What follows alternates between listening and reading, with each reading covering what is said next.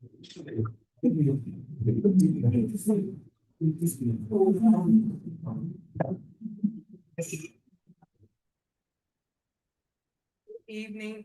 I would like to call this city council regular scheduled meeting to order. Madam Clerk, can you call the roll, please? Ms. Hampton. Present. Mr. Jimenez. Here. Mr. Noel. Here. Mr. Seifert. Here. Mr. Venable. Here. Mr. Gagey.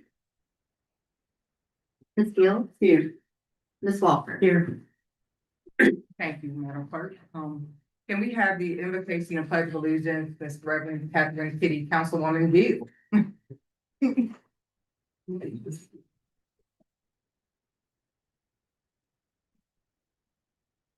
Good evening. First, I'd like for us to have a moment of silence for Mr. Willie Satterfield and Mr. Halter, who deceased. If we'll give them a moment of silence.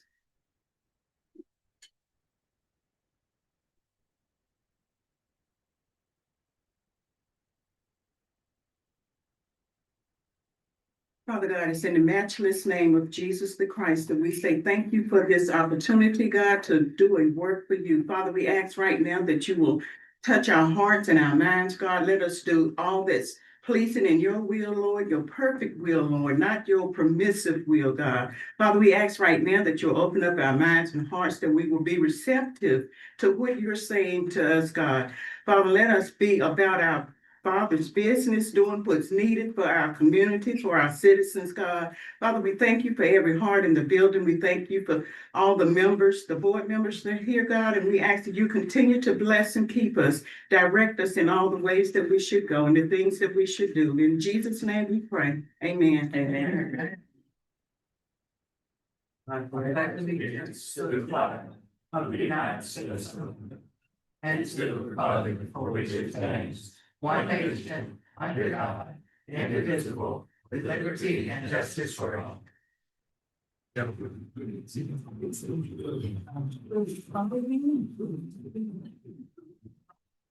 Good evening, everybody. I want to welcome you guys to our regular scheduled city council meeting. Thank you for coming out and being a part of our community. Your engagement, civic engagement really matters.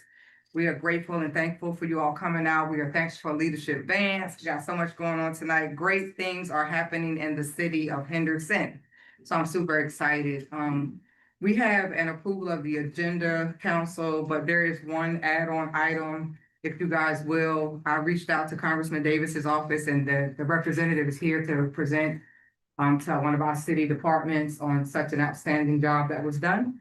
So if you guys would look at the consent agenda and the add-on item, and I'll take a motion for that. Yeah, I'm Yes. I would like to add on the item, if with the council's approval, Go ahead. a matter in which we need to go into closed session. Do I have to state what it's about? That's Mr. Attorney. Yeah, Mr. Attorney? state the grounds for going into closed session. Pertaining to our water? Is this for, well, we need, one of the reasons that's listed in the closed session statute, is this for attorney-client discussion or potential property acquisition or? Maybe attorney client. Okay. Yeah, so add a closed session for attorney-client discussion.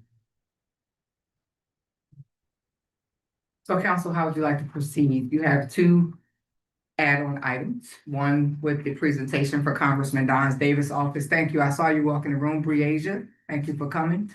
And we also have a request from Councilwoman Champion. So how would you all like to proceed? I'll make a motion that we accept the two add-ons. A second. Okay, we have a motion by Mayor Pro Tem Walker and seconded by Councilmember Venable. Madam Clerk, I don't think we can consent on this because of the add-ons, or correct me if I'm wrong. Yeah, I think it could. Okay, do we have a consensus? Okay, I think we do have a consensus, but not enough heads. All right, thank you. Thank y'all so much. All righty then. Well, we're going to bring up Breasia from Congressman Davis's office. Thank you for being here on tonight. Everyone that's here from the police department, including our chief that kind of snuck out the room, Would you all please stand and come forward? This is a phenomenal. I know you're gonna get me, Chief. Y'all see how you looking at me? Y'all, everybody from the police department, please come on up. Come on up. And Briasia, state to the council why your reason for being here. Yes, ma'am. Good afternoon, everyone. Good afternoon. Good evening, rather. Yeah. My name is Briasha Bugs, and I'm the Constituent Outreach Director for the Office of Congressman Don Davis, representing North Carolina's first congressional district.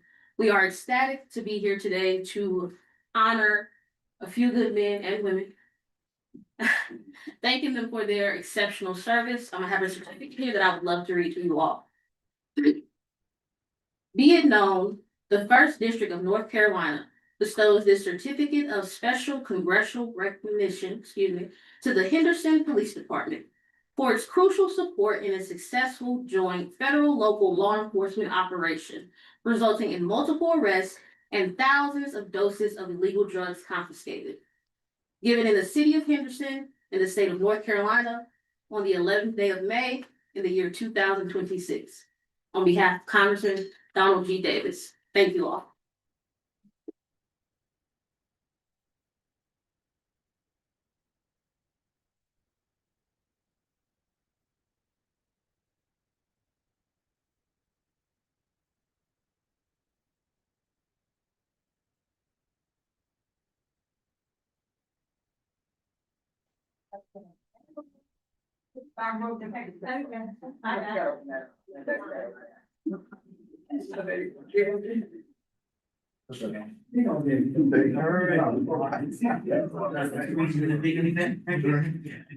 I'm sure. Anybody see you, Tammy? Can't see you, get over. Okay. Let's get on this side. Hold on one second. There we go. There we Thank go. you for your patience. You go hit me too. But we're gonna hurt. Okay. Thank you. All right, wait a minute, Brianna, I need your code.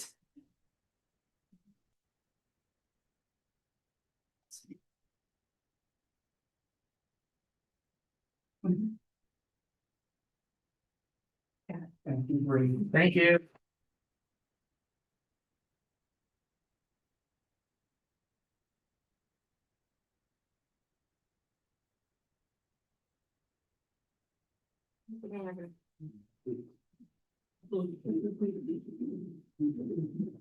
So I just want to touch a little bit on that. We had our officers, our police department was involved with a joint effort called Clean Sweep with the FBI. They were noted by the FBI director out of Charlotte, as well as the sheriff's office. They did a Operation Clean Sweep and they resolved or they apprehended 31,000 vials of heroin, right?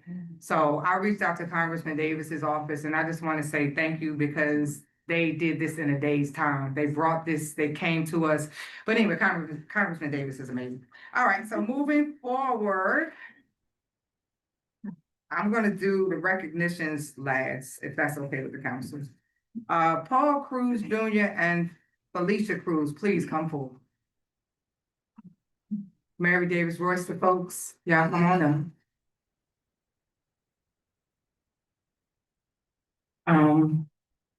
I ain't gonna cry, but I'm gonna read this the best way I can.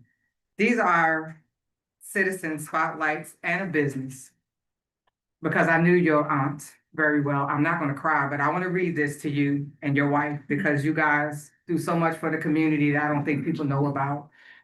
So there were several consensus on the council to bring you forward as a recipient of a Citizen Spotlight Certificate of Recognition. And it says, whereas Mr. Paul Cruz Jr. is a devoted husband to Felicia Cruz and a proud father of Christian, Matt, Jada, Mackenzie, and Landon.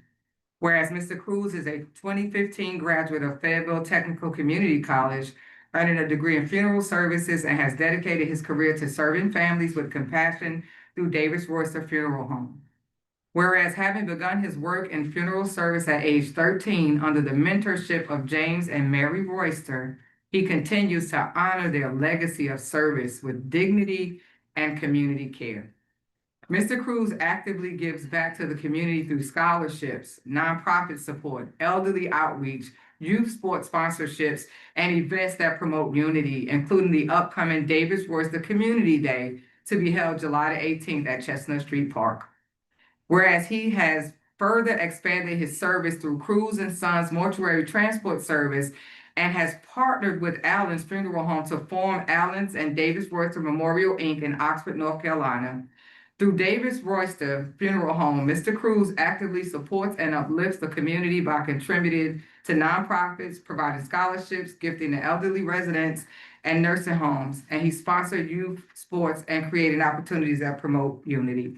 Now therefore, I, Melissa Elliott, the mayor of the city of Henderson, North Carolina, do hereby recognize and honor, and I mean that from the very fiber of my being. I honor you, Mr. Cruz, you and your wife tonight for everything you do in this community, because I've seen you, I've seen your wife, y'all sponsor kids for Christmas, that y'all do stuff that people don't know anything about. And for that, I, as the mayor, along with this board, want to say thank you.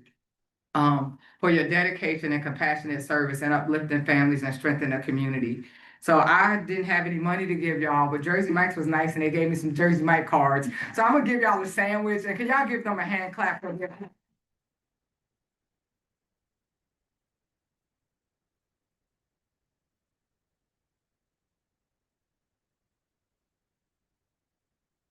That was okay, but I'm gonna be honest with you, I've known people that couldn't pay for their children, for their loved ones. And Mr. Cruz, they made it work. Can y'all stand up?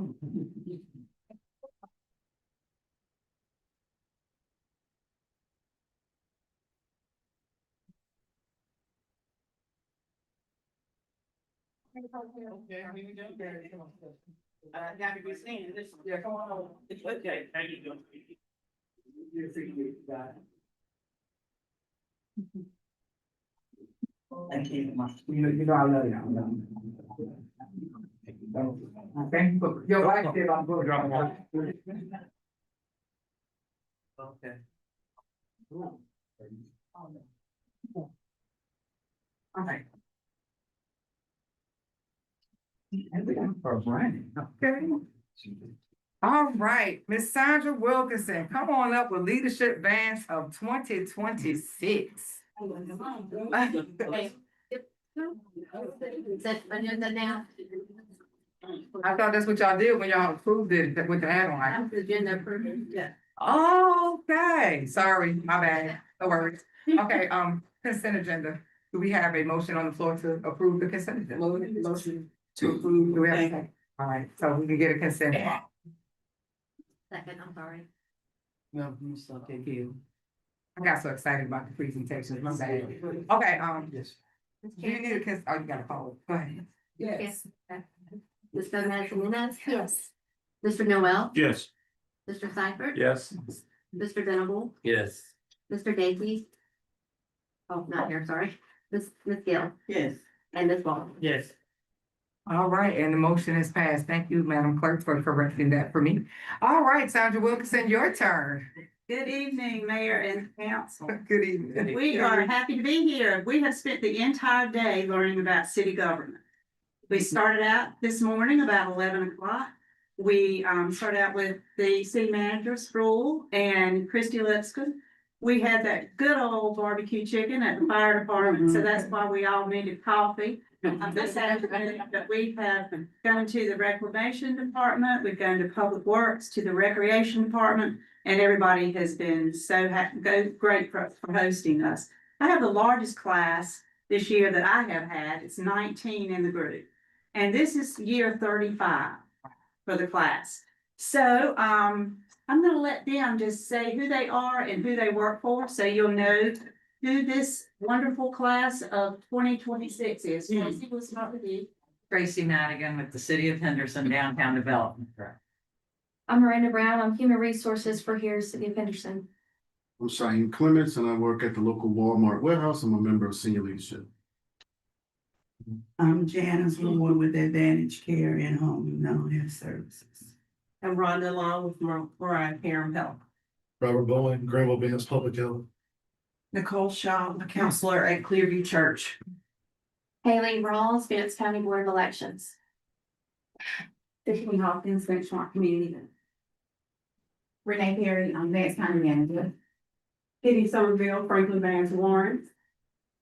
Whitney Davis, Vance County Schools. Whitney, Holly Garrett, Vance Greenville Community College.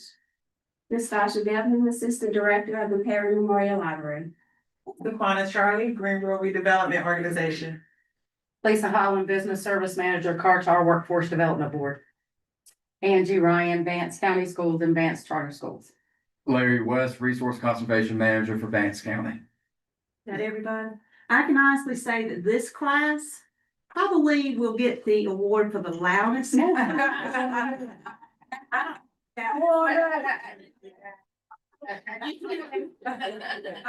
think they're gonna graduate, I don't know. Thank you for hosting us today, we appreciate it, and learning more about the city and how it runs, and we're excited to be here tonight.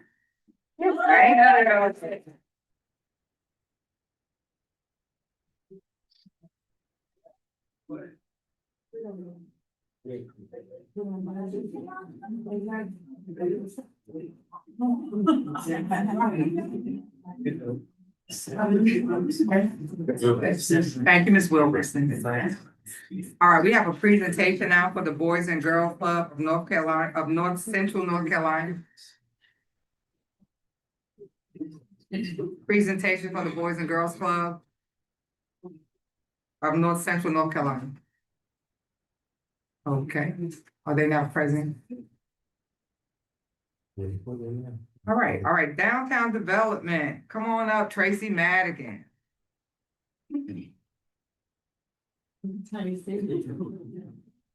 I may have to do this when leadership dance with me.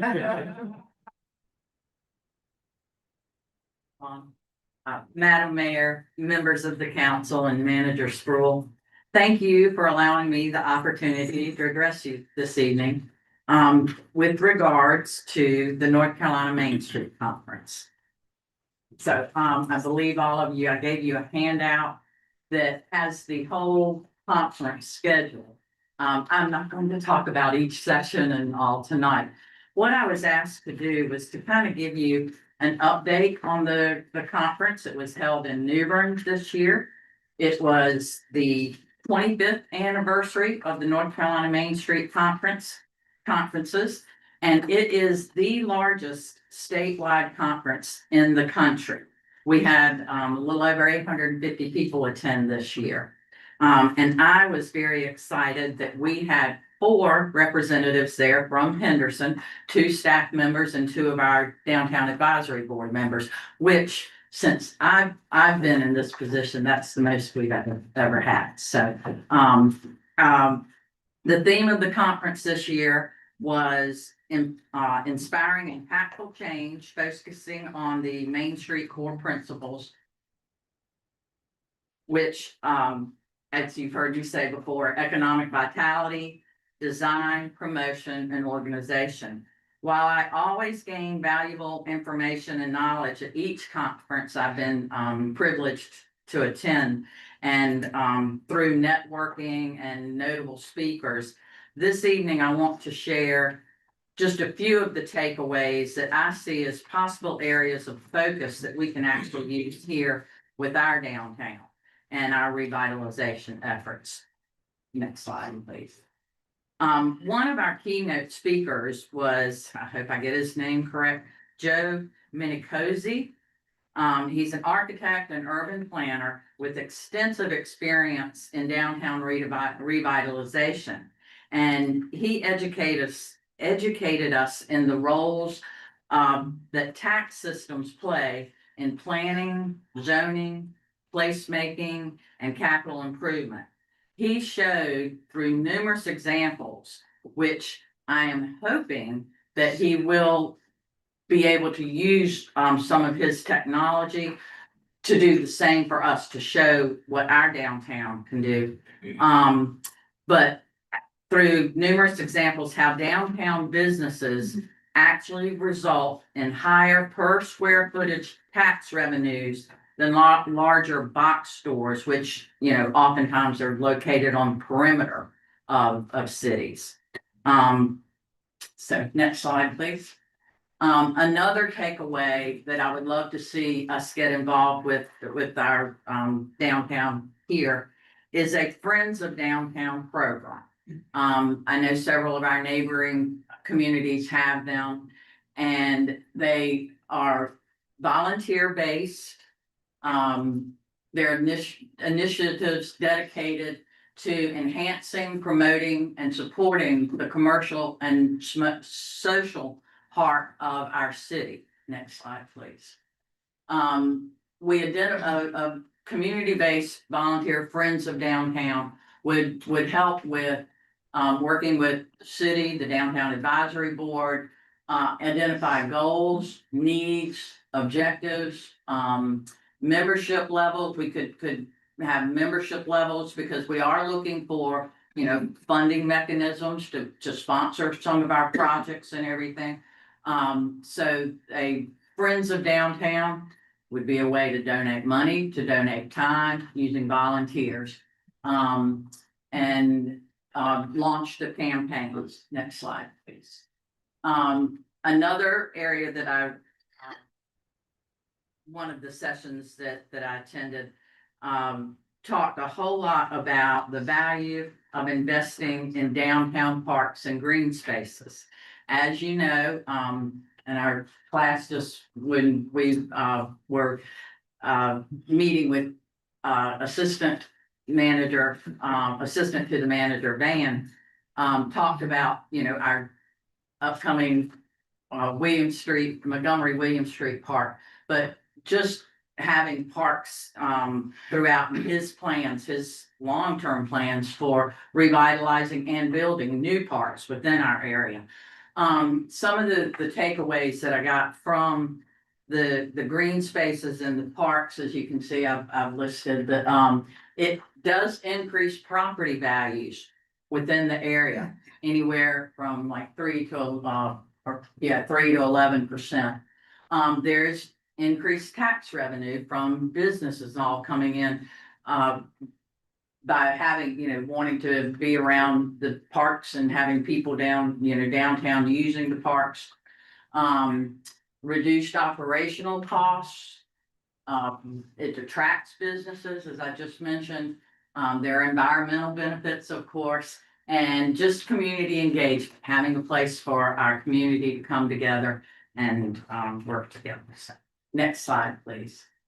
Another area that, and this is an area that I have tried to do some work with some of our downtown businesses, but we really need to, with our downtown, we have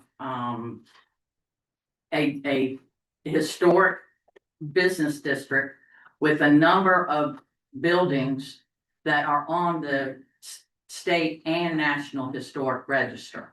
We need to take advantage of getting these buildings rehabbed through the North Carolina Historic Tax Credit, as well as some of the federal credits. Now, I would love to see us do this with our First National Bank building. However, municipalities cannot use the North Carolina Historic Tax Credit. But the program, you can get up to 20% on qualified rehab expenses for income producing structures. They're not for homes or things like that. And then an additional, we would be eligible for an additional 5% tax credit because we're a tier 1 county. So I really think this would help us. Doesn't cost the city any funds, but it's a way that we could encourage private investment. And that's where we're going to get our downtowns rebuilt is these private and public-private partnerships. So, and then it's an ideal opportunity for converting older buildings into, retail, mixed use, that type of stuff for our downtown. Next slide, please. Another thing I think you have probably heard me mention before in meetings is a municipal service district, an MSD. Again, many of our surrounding communities that have had success in rebuilding their downtowns, they have MSDs. And basically, this is a property owners within a designated district, which we would use our downtown, probably our Main Street district, pay an additional, property tax. It's usually anywhere from 7 to 10 cents, but the council makes that decision based on information from, our city staff. And an example, I just put an example up there. So let's say you had a property that was worth $300,000 and we had a 10 cent MSD tax, then that would be an additional $300 for that property alone on an annual basis. And if you have a whole district, and those funds would be solely used for downtown. It could be, helping with streetscapes if we got there, sidewalks. I know some of our sidewalks we need to expand downtown, some we need to, clean up. All kinds of, lighting, marketing, anything that would, all that MSD money would go towards would be reinvested in downtown. Next slide, please. So we always, every meeting we go to, you talk about the strategic partners, and it seemed like every session, whether it had to do with strategic partners specifically or not, it was mentioned about the county and the city working together. The county is one of our strategic partners. And I was in a meeting earlier today, again, where kudos were being made to the progress and the great work going on right now between the county and the city. And that's important to continue that. But next slide, please. Downtown development is economic development. I work with our Henderson Vance Downtown Economic Development Director, Ferdinand. He will tell you that when businesses, industry come to look at Henderson, one of the things their chief officers look at is the downtown. What are they bringing their employees into? So a thriving downtown doesn't just help the city, it helps the county, it helps our whole economic development in the region. So just working with the county on shared commitments and goals, trust and communication, and dedicated funding and resources. Next slide, please. So the one, and I've made this kind of brief because there were so many takeaways, but these are the things that I really think we can truly begin to work with here. But one of the things, I met a lady from Maryland who had moved to New Bern, I think she said 10 or 12 years ago, and she bought she rented a building downtown. The rent was $800 a month, and she opened it was a wine bar, and built it up. She was able to purchase the building and expand her facility. I think she added restaurant kind of, and ended up selling sold the business, kept the property. It now rents 10 years later, it's renting for $3,200 a month. So again, fixing these up, the investment. But my point with that is, I talked to a lot of these other places we've been as downtown development directors and these conferences. Usually these, cities have started 20 years ago. This happened within 10 years in downtown Wilmington. You can see some of what downtown New Bern looked like 10 years ago. Next slide, please. And this is it today with all their bears and everything. So next slide. So my last thing I'd like to say, which had nothing to do with the conference, we have once again earned our accreditation as a North Carolina Main Street community and Main Street America community. So Awesome.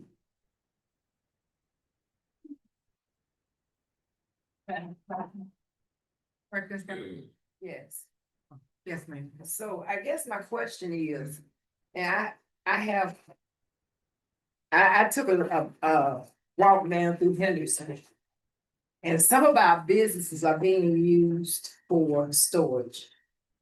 And I'm wondering, what exactly could be done? If I'm not mistaken, there's a building where where the roof is failing. What are we gonna do there first? Because in order to get people to come down to downtown, I know nobody would want to be in a building beside something that's already falling down. And like I said, I took those pictures. A lot of those buildings are being used as storage. What can we do about that? What can we do in revitalizing downtown? Wouldn't you think that some of those those business owners that own those businesses should be held to a higher standard than what they are? Very definitely, and I think they should be held to the standard that our ordinances, are addressing. Yes, And some of those buildings have not been, checked since sometime, I think around 2013 or something. So I And know that our fire inspector, Chief Owen, tries to get into them a lot of times, if no one's there, he's not able to get in for fire inspections. Building code inspections, of course, we're working with the county on those. I think Manager Sproul has explained this, and if you want to jump in, the best way to look at it, we have to be strategic. And we have already, looked at the roofs, and letters have been issued about, what's this? Roofs. Yes, Roofs and windows. roofs and windows, but was it 12 that we identified? I think it's 12. That the roofs need to be replaced, or the buildings are gonna come down. And so those are what we're focusing on right away. Now, there are options. If they don't fix them, we can, the city could go in and fix it and put a lien on the building. But then if they don't pay it, the city is stuck with that building. And, hopefully, if we did, we could give it away, sell it for next to nothing or whatever, with the caveat that whoever got it would fix it up within a certain time frame. But we're looking at, the city in enforcement. We've got to be able to have some teeth in it, saying that we have the money to fix it up ourselves. now But that, y'all are talking budget, so. I'm thinking in terms of the Western Union building, Yes. that one that has, from what I can see. The old auto, Yeah, Western Auto. yeah, Western Auto, I'm sorry. Western Union. I mean, There's, if I'm not mistaken, there are flammables in that building. now, From the pictures that I've taken, I think there's some paint in it. Now, I just don't think it's fair to focus on one building where you're trying to make people not run their business, and you're not focusing on the rest of the building. and that has been storage. I have been working on that since for 4 years, and was always told that was grandfathered in. Well, that's all, there's no grandfather. However, I have been in touch with the family. They have replaced the windows upstairs. They are in the process of finding a buyer, and then they've got to get all that stuff cleaned out. Now, how quickly that's gonna happen, but, and they put a new roof on that about 5 years ago. So they have kept the building intact, but it has been used for storage, which is against our ordinances. So there, I think your questions, I think, Miss Madigan was talking about the downtown Main Street, but I think your questions probably should be more towards Paler, right? For enforcement, I'm thinking, because I don't really think that that's what you do. You don't enforce. I don't know. Yeah, she don't do enforcement. But So how I would you- try and encourage, try and encourage people, building owners to fix them up. Absolutely, absolutely. So, Paler, how should we proceed? Like, do you want to talk about happy on another note, or? and if Because I think we're there, veering away from the. Yeah. That, What I would ask, Mayor, is if we should probably devote either one of our committees on this, so that we can have a roundtable discussion, but, there is progress downtown. And I think part of the answers too lie in the budget discussions that we're gonna have over the next few nights. So rather than just double our time that we were expecting here, that would be my request. Okay, so, is there a time limit that can be placed on it, Mr. Stroll? I mean, I'll be happy to schedule the committee meeting, as quickly as possible. I'll get with the, Tracy tomorrow. Thank you, Bella. Thank you, Tracy. Tracy, come back. I got a question about the conference. Did you happen to go to, Reginald Spate's thing on affordable housing? Yeah. Can you share a little bit of that, please? So again, what, Assistant Secretary Yes, they I'm talked sorry, about, yes, yes, yeah. was that, again, having affordable housing and multi-use family multi-use in the downtown areas. Of course, it will bring people in, which, and again, it's kind of a chicken and egg. Right. Will the people move in if we don't have the restaurants and the businesses? Mhm. But they both attract each. But yes, that is an integral part of revitalizing downtown. And I know we've had those discussions with staff and all, that is a focus. It's always has been a lot of infill housing and. Is he still with the Department of Commerce? Is he still with it? Yes, yeah. Good job, Tracy. Yeah. All right, thank you, because we're gonna ask him for some money. All right, thank you so much. All right. I'll read these proclamations as fast as I can. The first one would be Jewish American Heritage Month. Whereas since the arrival on American shores as early as the 16th century, Jewish immigrants and their descendants have played a vital role in shaping the United States, contributing to the nation's creation, growth, freedom, prosperity, and enduring strength. Whereas Jewish Americans have made profound and lasting contributions to every aspect of American life, including the arts, sciences, business, law, education, military and public service, entertainment and culinary traditions, enriching the cultural fabric of our nation and helping define what it means to be American. Whereas for over 4 decades, presidents of the United States have formally recognized the invaluable contributions of Jewish Americans to our country, and since 2006, the month of May has been officially designated as Jewish American Heritage Month through presidential proclamations and bipartisan congressional support.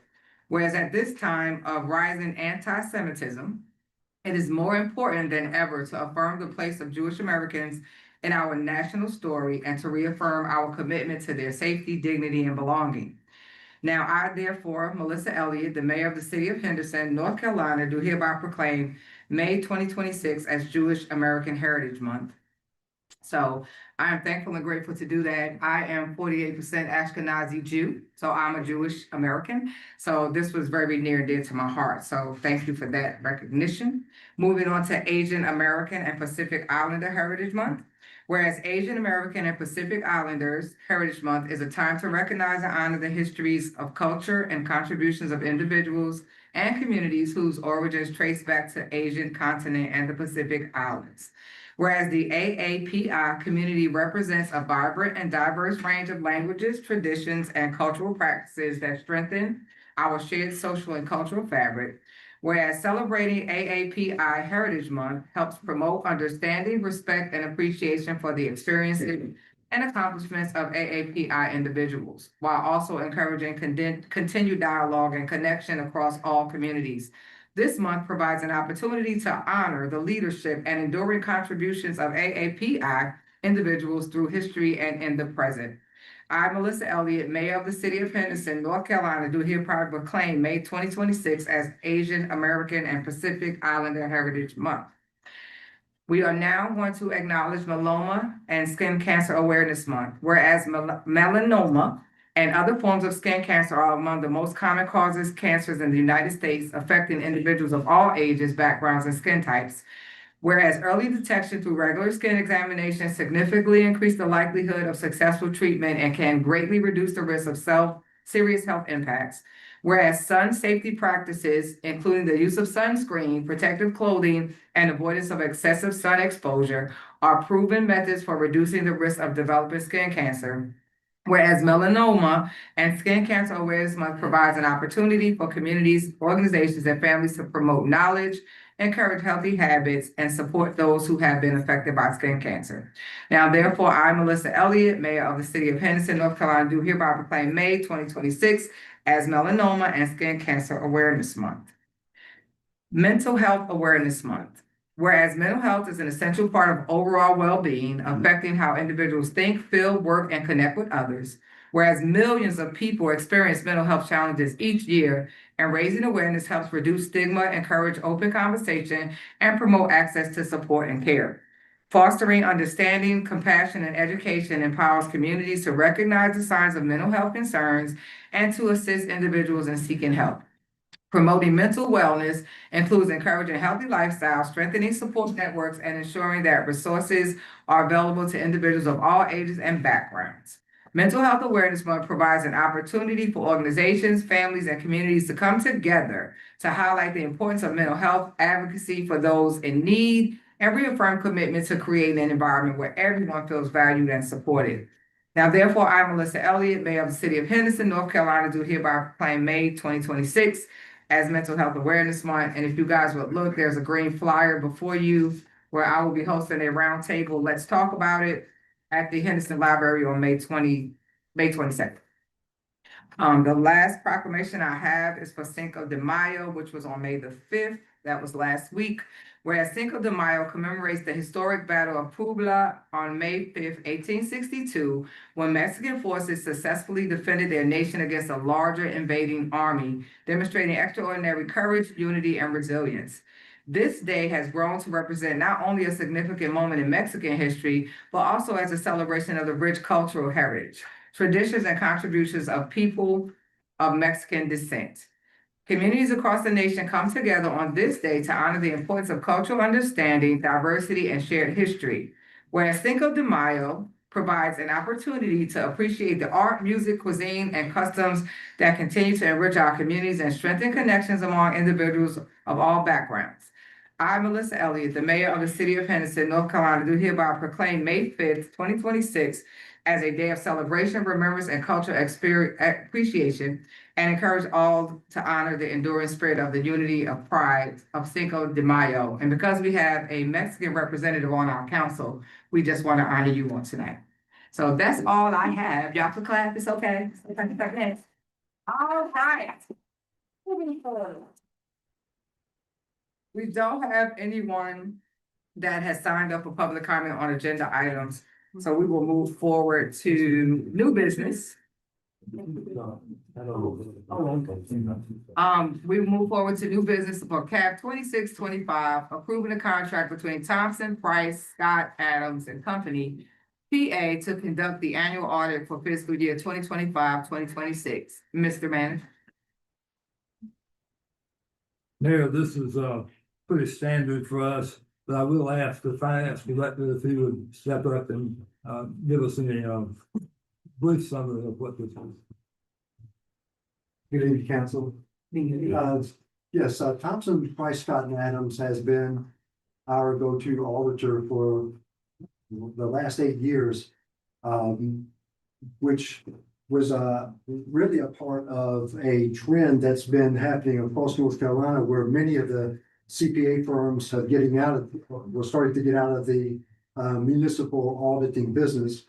Thompson, Price, Scott and Adams has really filled that void for many municipalities and counties across the state, and have done a very good job with us, not only in conducting the audit, but giving us guidance and direction on a lot of the new GASB rules that we're subject to comply with year after year. So very good relationship, and we look forward to another year of engagement with Thompson, Price, Scott and Adams. Council, any questions? Do we have a motion? Make a motion to approve CAP 2625. Second. All right, we have a motion on the floor by Councilwoman Jimenez, and we have a second, I don't know which one you know. It was said. Second, and a second by Councilmember Seifert. Madam Clerk. Ms. Jimenez. Yes. Mr. Noel. Yes. Mr. Seifert. Yes. Mr. Venable. Yes. Ms. Gill. Yeah. Ms. Walker. Yes. Ms. Champion. Yes. And the motion has passed. Moving forward to CAF 2626, approving a memorandum of agreement with the North Carolina Sedimentation Control Commission. Mr. Manager? Mayor, thank you. Well, if I may ask the assistant city manager to come up and give us just a brief rundown.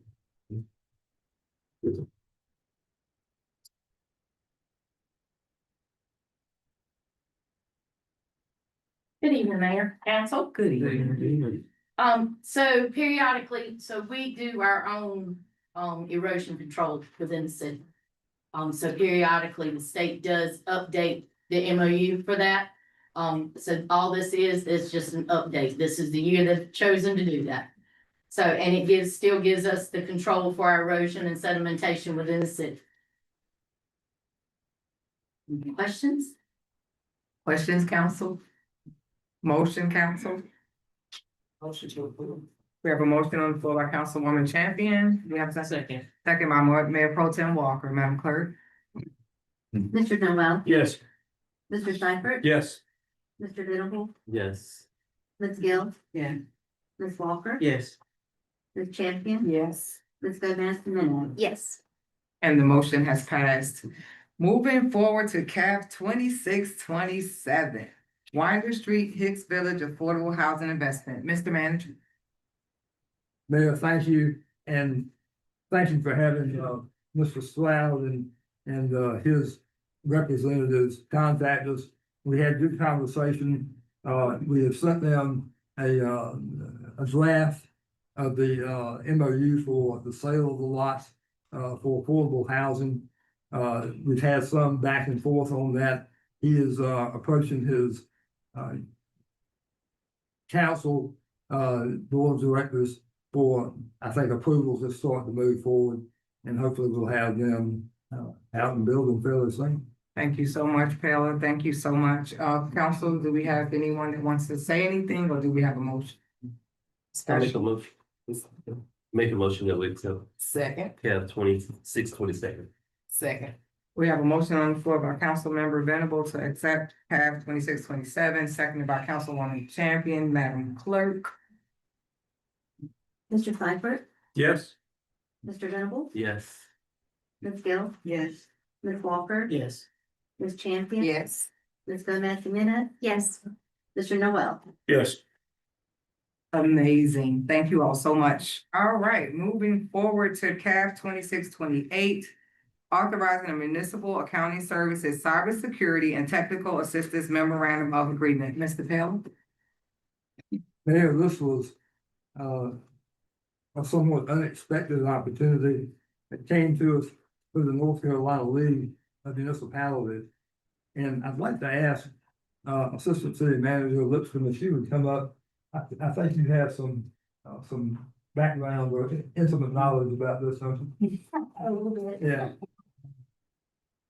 But it's an interesting opportunity, and it's being presented to us without any direct funding by the city, so it's hard to do. Back again. So this was in conjunction with, Cyberplex. This came to the table that we can sign this agreement. And they do have funding available. Patrick has been, successful in obtaining some of this funding for other municipalities. So we felt that this was a good fit. And if we can get this funding at no cost, am I right? No cost. I thought it was an ideal situation for the city so that we can upgrade some of our IT. Amazing. Council? Motion to approve CAF 2628. We have a second? All right, Councilmember Seifert made the motion and Councilmember Jimenez seconded. Madam Clerk? Mr. Dittle, Yes. Ms. Gill, Yes. Ms. Walker, Yes. Ms. Champion, Yes. Ms. Gomez Jimenez, Yes. Mr. Noel, Yes. Mr. Seifert. Yes. And the motion has passed. Moving forward to CAF 2629, the U.S. Department of Transportation Federal Railroad Administration Railroad Crossing Elimination Program. And Mrs. Sproul, I was on that call, so thank you. Go ahead. That's fine. this is a pot of money that is probably not going to be perpetual. It was part of the, some of the COVID relief. It's coming from, the Federal Railroad Administration. Henderson, when we began in earnest to respond and build for the S line, we're gonna find that all of our downtown crossings, as you, I think, are aware, are gonna be closed. We'll have Charles Street, the underpass that exists now, and they will build for us as part of the memorandum of understanding that we have with both the state and federal levels on this. An overpass at Andrews for NC 39, and there'll also be a new overpass at Alexander Avenue that's going to fly over and pick up US 1 business. I have the understanding that NCDOT has actually funded that overpass and that it's in the process of being designed now. So we should see some construction on it probably within the next couple of years. However, with that many downtown crossings being closed, it leaves us with a gap of communication and access. And so what I'm proposing here is that we see if we can obtain funding for design of 2 underpasses at Orange Street and Montgomery. And that would do a great deal to help reopen the communication and the access between the east and the west side of downtown. There is a match required for this, 20%. So right now our estimate is that it would be $50,000. I think we're going to have to talk about this in conjunction with the budget, but we would like to have your approval so that we can go ahead and do the application. If it be necessary to withdraw or decline, we certainly have that option. Council, I make a motion that we accept 2629. Second. we have a motion on the floor by Councilmember Venable and seconded by Mayor Pro Tem Walker. Madam Clerk. Ms. Gill, Yes. Ms. Walker, Yes. Ms. Champion, Yes. Ms. Manzanino, Yes. Mr. Noel, Yes. Mr. Seifert, Yes. Mr. Venable, Yes. And the motion has passed. We'll move on to public comment period on non-agenda items. We have 2 people that signed up. If you can come to the mic, Ms. Beverly Colbart Overley, I'm sorry. Didn't mean to jack your name up like that, but come on up. You got 3 minutes to address the council. Give us your name and your address.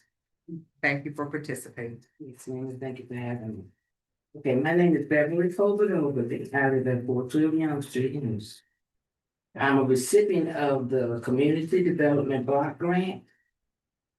And as part of that grant, I was moved to a remote location, which is an apartment, which I was provided to me at the expense of the grant. I was also informed that any expense that I incur, such as utilities, would be provided, I need to provide receipts so I can get reimbursed.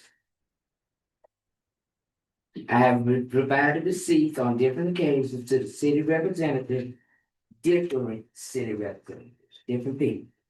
Okay, I have received partial payment of these expenses, but no response on final payments of my expenses.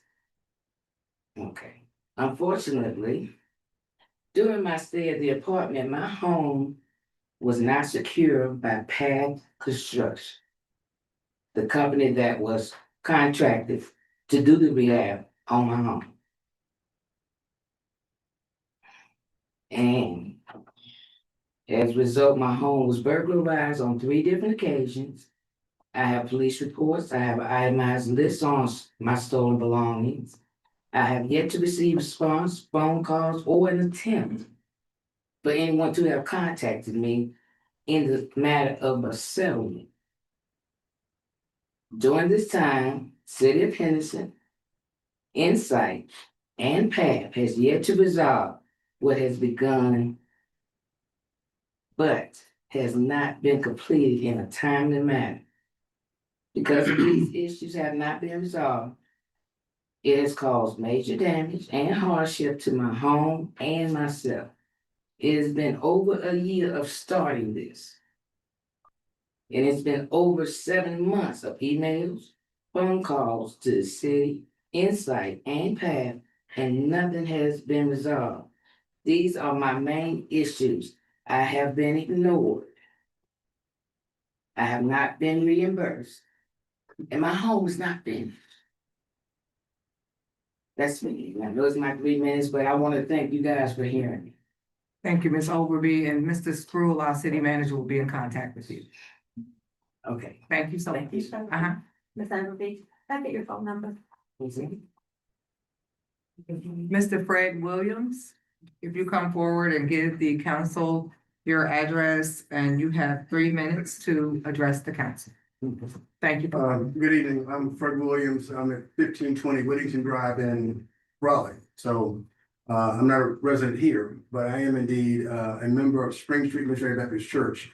And my, I guess, request this evening, as serving as a trustee there, on yesterday with our Sunday service, we own the property on both sides of Orange Street. On the opposite side of that is a parking lot that we have here that again is ours. However, I noticed one of our young members, who's Carson, probably, I don't know, maybe a year and a half old, or maybe 2, was outside of his car, his family's there. And I think the speed limit on that street is 35 miles an hour. Unfortunately, folks don't always obey the speed limit signs. And as a result of that, my horror was potentially that child darting into that street. And there's no way that we can slow people down. I think reducing the speed limit doesn't necessarily mean people are going to obey the law.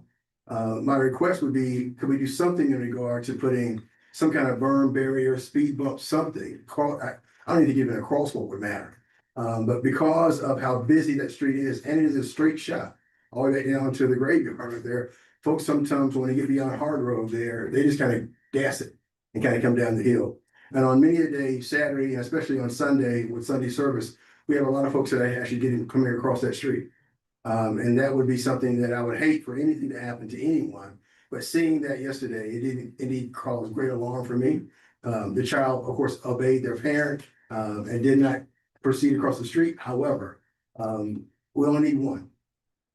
And again, I would hate for that to be the case. I don't know what the consideration is for the city to look at that, but I need to appreciate any attention to that matter.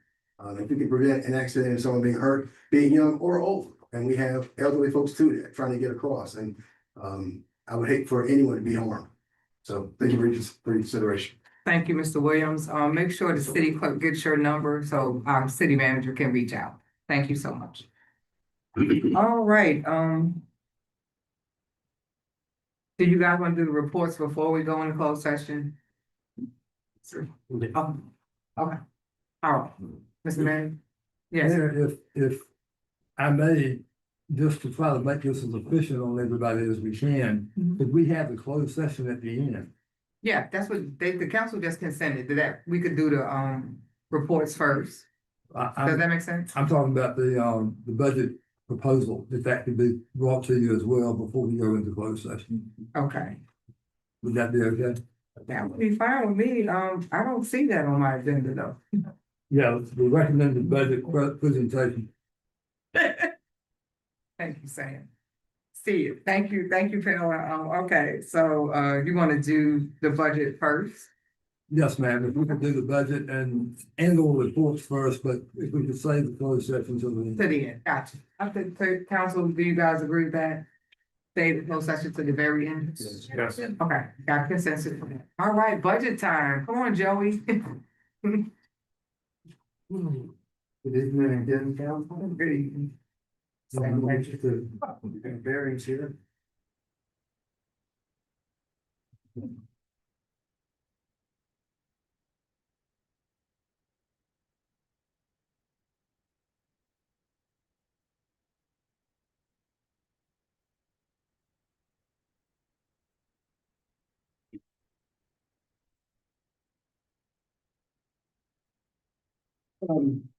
Just a couple of footnotes, it says we'll get started into the budget presentation. Your recommended budget that you have before you includes the meat of what is going to be involved in the FY 27 budget. At the very end of that document, there's a printout of the departmental values, so that you can draw a comparison between what is being proposed in the FY 27 budget as it compares to the current FY 26 budget. And I put some footnotes where applicable, so that you could see those reductions from last year to this year, where they primarily come from. It's not the all-inclusive reductions, but they're the most major decisions that were made to arrive at the figures for those particular departments. That's just FYI information for your review. For the last three budgets, we've had a very close review of where the city is trending. You'll notice through the course of this presentation that the recurring theme will be fund balance. It will be revenues, expenditures, and we'll continue to come back and forth through those three reoccurring themes as it relates to the FY 27 budget. The last three budgets and this budget that we're presenting tonight will reveal a great deal of the financial pulse of the city of Henderson and what really needs to be done and really needs to be focused on going forward. And we'll get into those details in just a moment. Many of the council members, some of the council members that are veterans, you all pretty much know the drill of this particular presentation as we utilize this template from year to year.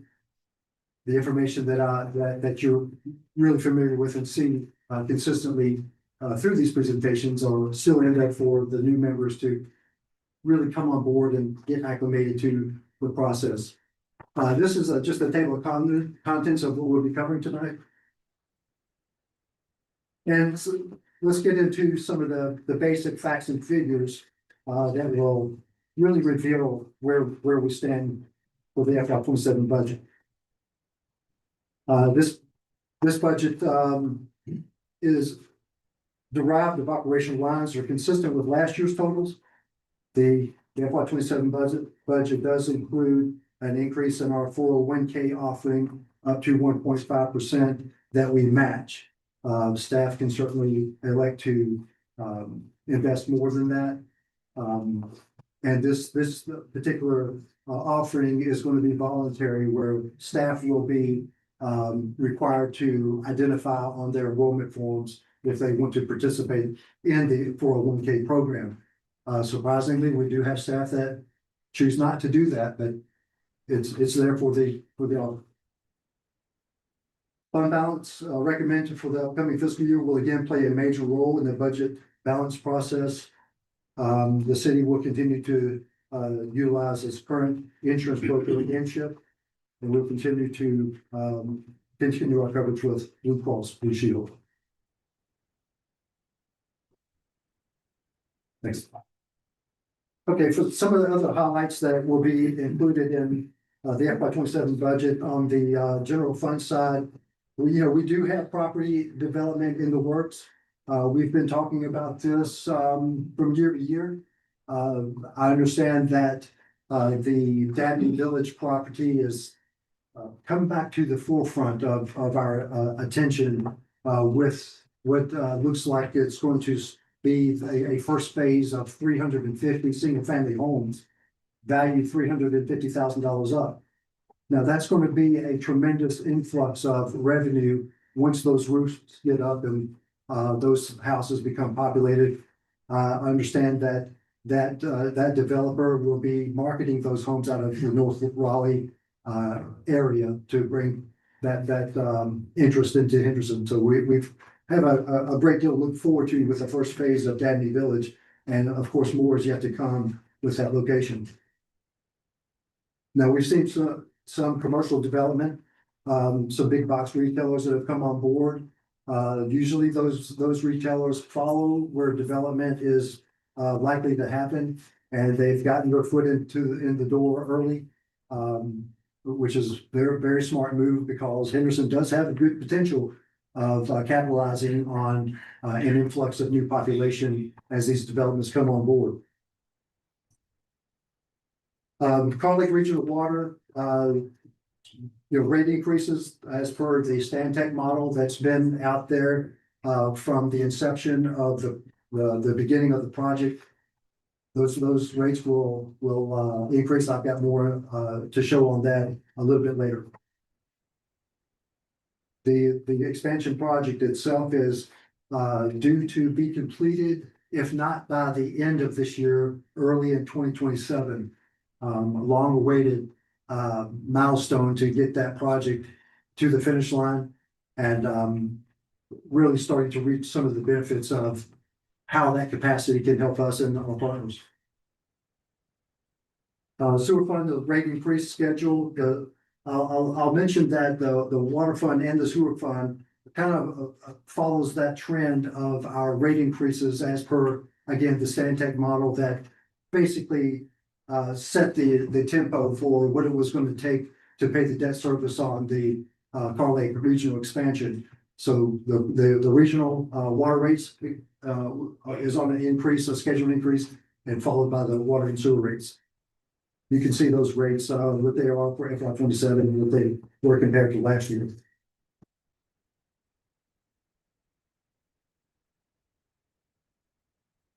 A few more items of interest for the makeup of the FY27 budget.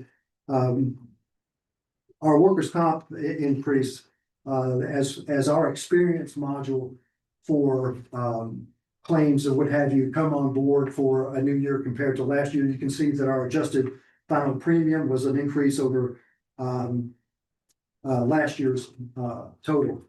That experience mod is expected to go down as our claims decrease from year to year. So we're doing in the middle of our workers' comp application as I speak. We'll be submitting that later this week, and we'll see what that adjusted premium will be for the new year.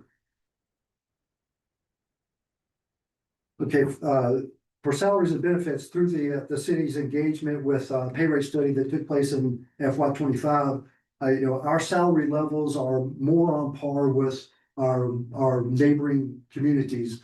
The thrust behind utilizing that pay rate study and pulling our salary levels up to a level that's more competitive to identify the need for the city to increase our retention and help us out with staffing levels that we've historically had difficulty with. And even as we speak, with those salary levels being on a more competitive basis, our neighboring communities are continuing to raise the bar, putting more pressure on us to review those situations again. There'll be more about that in just a moment.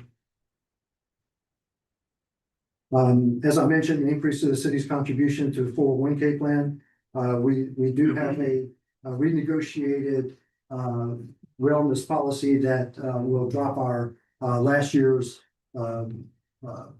deductible from $5,000 to $3,500 for the new year. So that's going to bring much needed relief for our staff to be at that new deductible level. Okay, we're promoting from within where practical is a plus. That's always been a part of the city operation, and our extensive training for staff is one that rivals any other community in the state. Okay, this is a typical slide that I include each year, the big picture. We have a plus side and a minus side on those factors that really play a major part on where the city stands and how we're going to be moving forward. On the plus side, last year we finished FY25 with a total valuation of as you can see, $1.285 billion. We're approaching that. I should get the new rate tomorrow as to where we've accrued to so far this year. We've got about 2 or 3 weeks to go before we hit that final number. So we're tracking to match that total assessment value from last year. Now, last year I budgeted $9 million for ad valorem taxes, and thankfully we met that mark. We actually had a net levy of 9.6 million. That really helped our final numbers as we closed out FY 25. Sales tax is consistent increases with the addition of those new retail outlets. Coming up, we've got some major roadway design through Dabney Drive that will kind of usher in Henderson's next phase of economic transition that hopefully will parlay into more businesses as these developments support those entities. Housing commercial development, as I say, is in the works. Possible future revenue from the proposed data center. I mean, there's been a lot of commentary, a lot of information coming forward on the prospect of this data center. There's public opinion is varied on the impact of it on the city of Henderson, positive or negative. From research done and information shared, it looks like that many of those concerns can be mitigated. Some of those issues are guaranteed by the developer to take care of those types of concerns, whether it be utility usage or safety, what have you. I can tell you from just a number standpoint, the data center couldn't get here quicker. It really couldn't. The potential for the revenue to come for the use of the city is paramount of importance to us. So I know there's a lot of boxes to be checked before the final decision is made on the data center, but it does propose a very important revenue stream that is greatly needed by the city, and you'll see what I mean coming up in just a moment. Possible TIF district redevelopment. Taylor and myself are reviewing the prospect of the TIF district where redevelopment can take place and parlay those targeted areas into attractive investment possibilities for outside entities coming in. It really is part of the backbone of what would drive Henderson forward economically, redevelopment and new development. We're going to have a meeting probably this week with one of our local banks that is involved with a line of credit that will be the financial driving force behind the city being able to capitalize on some of these redevelopment initiatives. On the minor side, we have lost some industry. The Mars pet food plant, Carolina Country Snacks, both on the way out. Very vital for Henderson to replace those industries with newer industries so that it can assist with average income. As you see the next point there, Henderson has a less than desired level of average income for this county. I mean, it's a very small county, ranks very low in that department. And with the loss of industry, it's hurting us a little bit further in that regard. Population increases, well, that's dependent on development. If we get industry, we'll have more of an influx of interest in the area to relocate here and take advantage of those opportunities. Redevelopment needed, success attracts interest with the focus on these redevelopment initiatives through that TIF district and other initiatives will play a very major positive role in that regard. The FY 25 tax collection in the FY 25 audit, we saw the report from the auditors where our tax collection percent went from 96.2 or 97.2 down to 95.99. We believe that through communication with the local tax office, that the tax revaluation increase really turned into a lot of appeals. It turned into delayed payments, payment plans, or default on payment. I think over time that we'll regain that lost percent and tick back up to where we typically average out in the around the 97-98%. Not bad. It's even actually higher than the state average.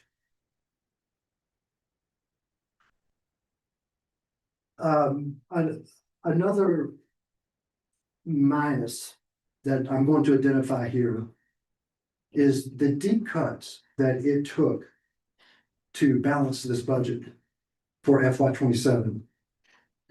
The lack of revenue to offset our expenditures has required us to take a very deep look into how that we can close that gap.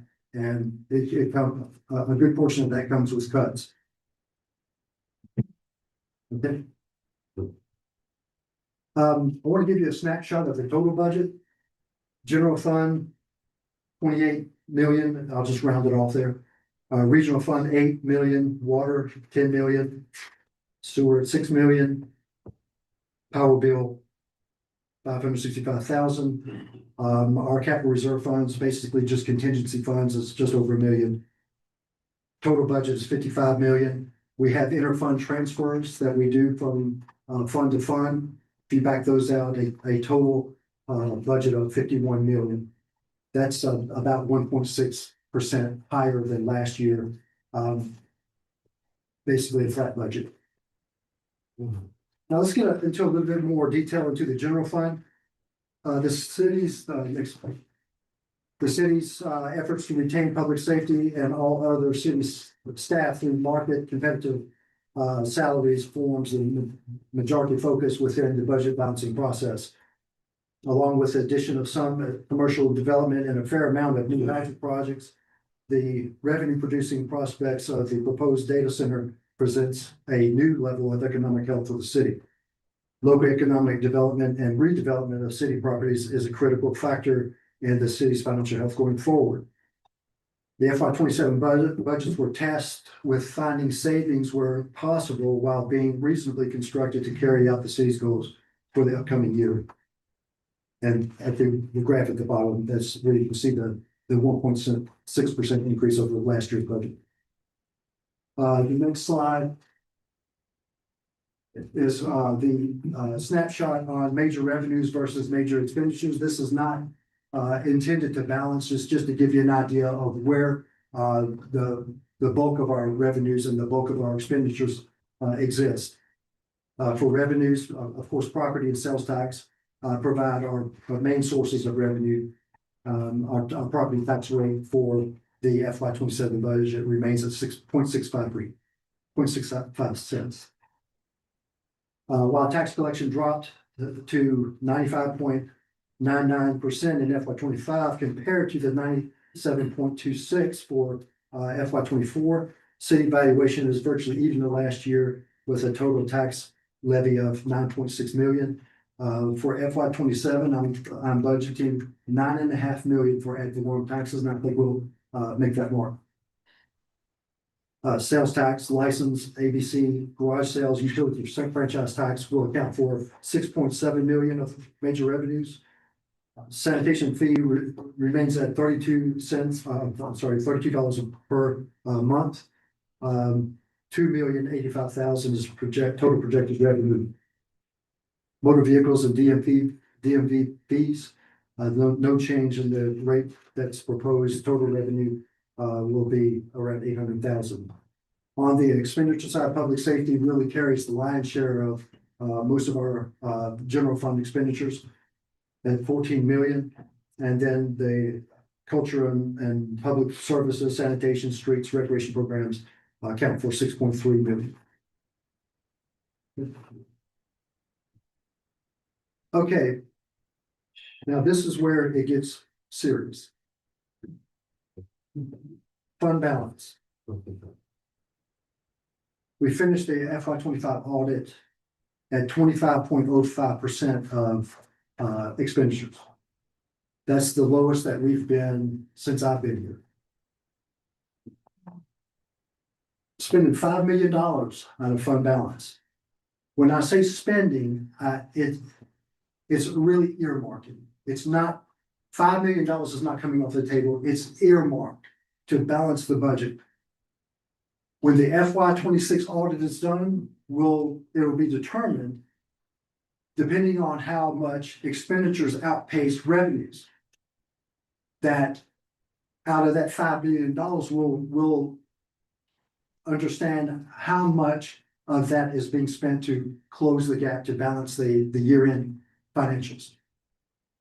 In FY25, we earmarked $4,058,000 in fund balance. The FY25 financial statements revealed that of that $4,058,000, we actually burned $1,200,000 out of that earmark. So for FY27, we're budgeting $5 million out of fund balance.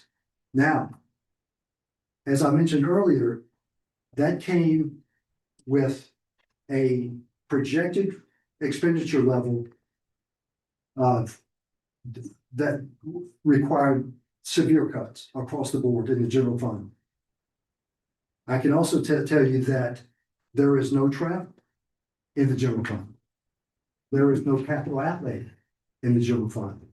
That does not mean that those departments cannot identify required or needed travel. It'll just have to come from other budgeted lines to make it happen. Now, when you get to a situation like this where you're trending in such a way where you're having to spend or earmark so much out of fund balance, you start transitioning or budgeting areas where you can transition easily.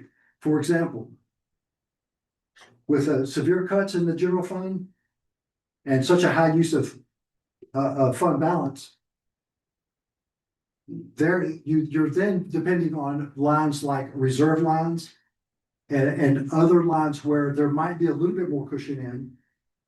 If you had to take a great deal more out of some lines that where savings was available, some lines have little cushions still remaining, so that through the course of the year, you have that little cushion that you can move some funds around. And that will be the case in FY27. If there are departments that have required travel for compliance, then some of those cushions can be moved to handle those. But in order to balance this budget, it required that level of cuts.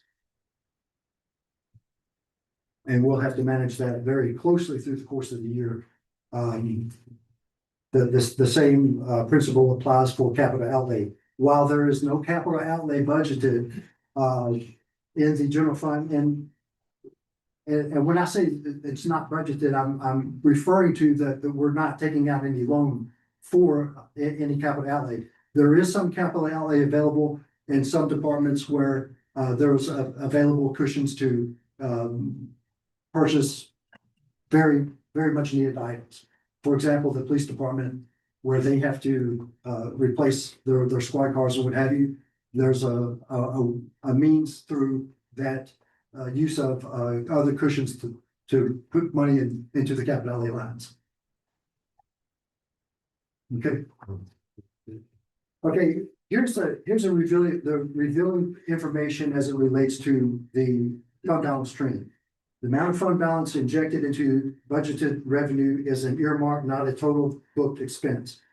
In FY24, the city budgeted $2.7 million out of fund balance. The audited balance was $6.7 million. That's the unassigned fund balance that's available for the next year. In FY25, the city budgeted $4.3 million out of fund balance. The audited balance at the end of that year, which the audit just completed, is our current unassigned fund balance that's available is $5.5 million.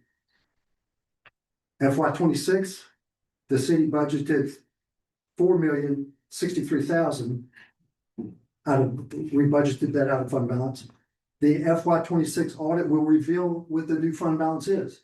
Now, if we, as I mentioned, if we burned 1.2 million out of last year's audited financials, and if we burn that same amount, all things remaining equal, if we finish the year and we burn 1.2, 1.3, that audited unassigned fund balance that's available to balance the FY 28 budget is now going to be under 5 million. And if the FY 28 budget requires 5 million or more to balance, now you're at a point to where you've got to start looking at services and the staffing for those services. So it's a very sobering and eye-opening position in time for the financial health of where we stand. It is imperative, as I've mentioned in the last 3 budget presentations, that the city secure revenue to offset the gap between expenditures and revenue. Imperative. We cannot continue down this path. There's got to be a lifesaver. That's why I mentioned that the data center could not get here quick enough, regardless of the impression or the information that's coming forward, positive or negative. I think that the city really is in a position to negotiate with the developer and contract that the prospect of such a revenue source to ensure that the environmental or utility concerns are mitigated to the most extent practical to make this happen. It's really a timing issue. Now, there may be a legal path that must be followed to secure some of the amenities that these developers do offer in the case of data centers. And that is what my research has shown me, that they do have a provision to provide upfront budgeting funds to some level.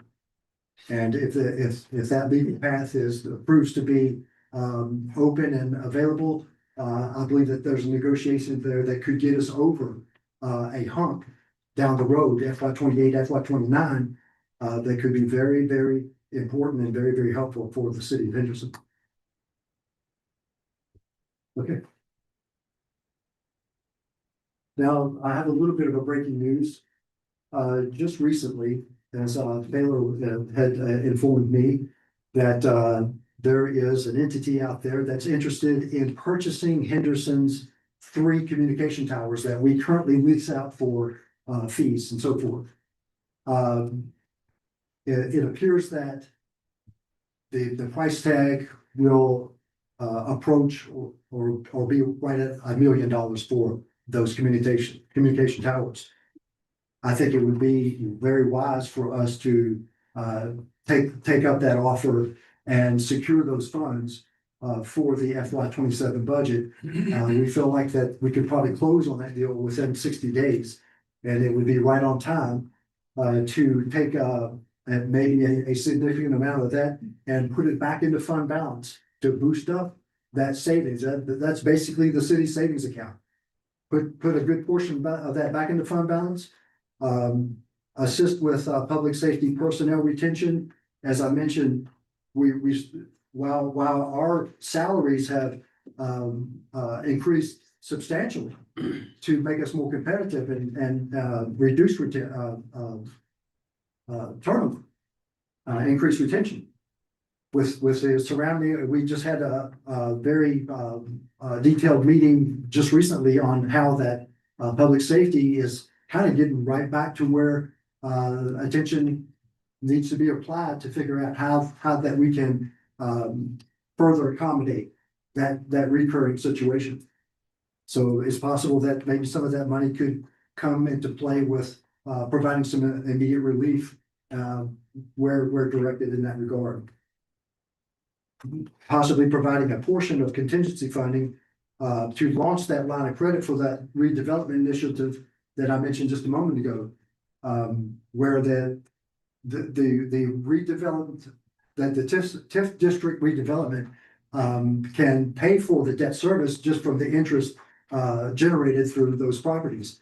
However, if we had just a little bit of contingency value to help offset any unforeseen situation that where we needed some immediate relief there, it would be there. This is just a show of how much that we're contributing through shared programs or local agencies. McGregor Hall, we've got earmarked 5,000. The contribution to other local agencies such as the library, 911, other typical areas where the city tends to support. Corbett Foundation, what have you, is 43,000. We put in 150,000 in a transfer to 41 CIP fund for any type of project that might pop up where the city has determined that, hey, we've got to take care of this. There's a little piece of money there that might can take care of some of these lesser expensive types of things, but could be seen as a positive to get done. We have $50,000 in economic incentive as it may apply. There's that $80,000 in reserve, which will come in handy to take care of maybe some emergency situations or some required travel that may be a little bit difficult within those departments that we've got so severely. And the 1.9 million, 1.1 million is for those shared programs with Vance County, as I mentioned, such as 911, elections, tax office, the library, and so forth.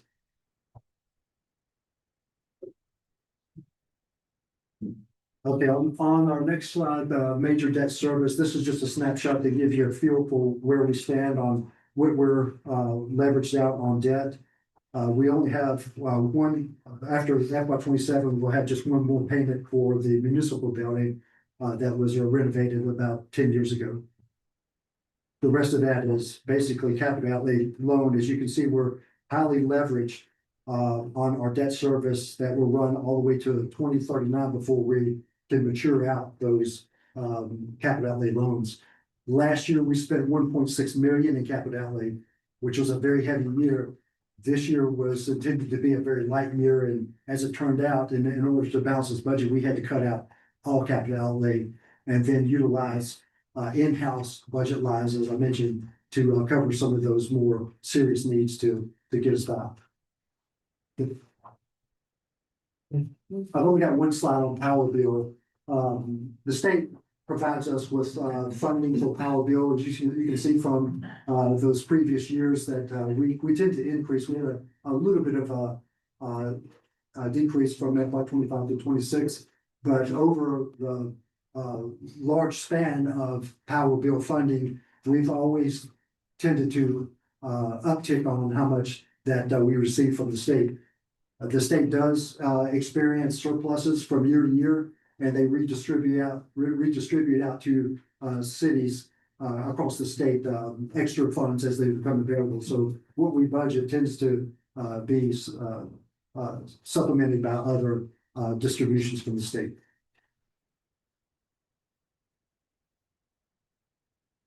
Okay, regional water. Again, the plant should be coming to completion by the end of this year, maybe early 2027. In the regional water fund, just like in the general fund and the other funds, the most recent years where we have raised salaries and taken care of the pay study increases that have been suggested, that has caused fund balance and across all of our funds to increase to handle the extra expense as it relates to salary. So 2.5 million is earmarked within the regional fund to balance the FY27 budget. Again, it's usually unlikely that we would use very much of that at all. When the FY26 financials come in and surpluses are available to offset an increase of expenditures, thereby making the use of fund balance in the regional fund very little compared to what we earmark. It's just a balancing number. Okay, rate structures adjust annually to increase the revenue as per the expansion models. That's the Stantec model. Stantec being the financial consultants that really took the whole ball of wax of everything that was necessary to identify what it was going to take to expand the regional water plant and all of the increased rates that would be identified and proven over time that would take care of the debt service. Okay, with our partnership with Warren County and the city of Oxford, a lot of information that's in the news about regionalization. That's going to be probably on the front burner until there's a resolve to that whole process. Of course, Henderson's 60% owner and the Warren County and Oxford 20% owner. And we've of course have our regional customers that we sell our regional water to. Okay, the next slide is a snapshot of the Carl Lake regional water rates as dictated by the Stantec model. You can see in FY 24-25 what the rates were for Henderson, Franklin County, Oxford, and Warren County as they compare to those rates for FY 26. That model will schedule out the increase in those rates going forward for a number of years. Question. Mhm. So with the rate, the capacity charge, let's use Oxford for an example, at $81,207, is that the final amount? Because I'm looking at the numbers here and I'm just trying to understand, Joey, as customers, let's use Franklin County, what do they pay us as a customer on an annual basis?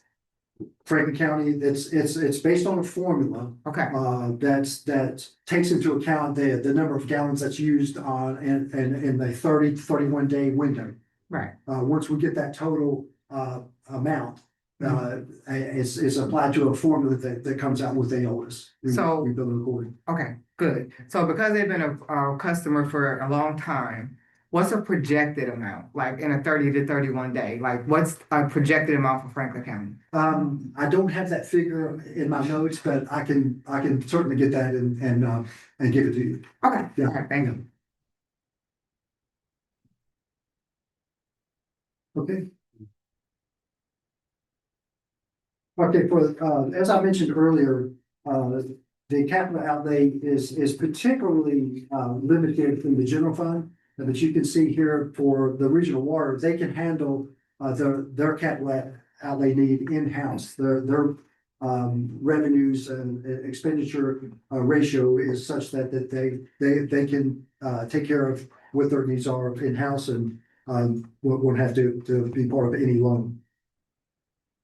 And you can see the two items that they've got listed there for their capital outlay. Debt service for the regional water plant. As you can see, those long-term debt services is stretched out quite a while before they come to maturity. Of course, now the expansion of the Carl Lake Regional Water Plant is the lion's share of the bulk of expenses going forward. We've already started paying debt service on our major regional water plant loans. And in most cases with a state revolving fund, you're not on the hook to make those debt service payment until project completion. However, during the course of that project, if you do apply for and receive reimbursement requests, then the date of that debt service does come into play on the next cycle. So we've made a couple of payments already on the major $33 million loan.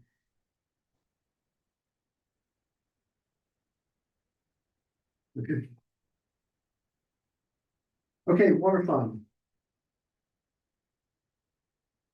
Revenue projections are ahead of last year levels due to scheduled rate increases, and we're seeing that in our revenue reports where those increases are adding to our bottom line. It's definitely on the increase as per the schedule. Again, notice that, fund balance for the water fund is for FY 27 is 1.7 million. Prior to the last 4 years, we were not anywhere near, the requested fund balance to balance the budget. We were well below that, maybe a couple $100,000 at the very most. But with the influx of the rate, the salary increases that we've experienced over the last 3 years is why we're trending heavier in fund balance. Now, again, at the end of the fiscal year, that being just an earmark, I don't expect that we'll be using a great deal of that earmark, but we're having to budget it just to balance at levels that we're not used to seeing, prior to the salary increases. So Joey, with the tax, I'm just trying to understand, with the tax revenue increase, right? On property taxes. A lot of departments giving back money. I'm just trying to understand this $5 million earmark. I've been stuck on that slide in my mind. Because I know that we have more revenue as it relates to property tax. And I know you're projecting out for the water rate increase. That's, I see that. But I'm just curious because we have departments giving back money. They've been limited to ask for anything. So over $4 million is coming back to fund balance. Correct? Well, the ad valorem tax is only particular to the general fund. Okay. Yeah, so the water revenue, at the end of the fiscal year, when the financials are done, there is a result in where expenditures tracked versus revenues. The difference will be utilized out of fund balance if needed. But if there is an adequate savings and enough revenue, then it will offset that imbalance and go straight into the net position for the enterprise funds. Whereas the general fund fund balance is going to be a result of revenues over expenditures. In the enterprise funds, it's going to be a measure of net position. Okay. And typically, the enterprise funds track more healthy when at the end of the year when that analysis is done. For example, where the general fund has 5.5 million, right now the water fund, I believe, has fund balance. The water fund has 8.8 million in their net position, unrestricted funds that can be used for balancing the budget. The sewer fund has 7.8 million, and the regional fund has $14 million in their net position. Okay. So they're much healthier and tend to be a lot more self-sufficient. Okay. All right. Thank you. The city has roughly 9,200 customers, residential and commercial. Governmental customers of Vance County, Franklin County, and the city of Henderson. Okay, capital outlay for the water fund, very limited amount of capital outlay for all of the funds across the board. This being such a year in that we needed a light year after coming off of last year.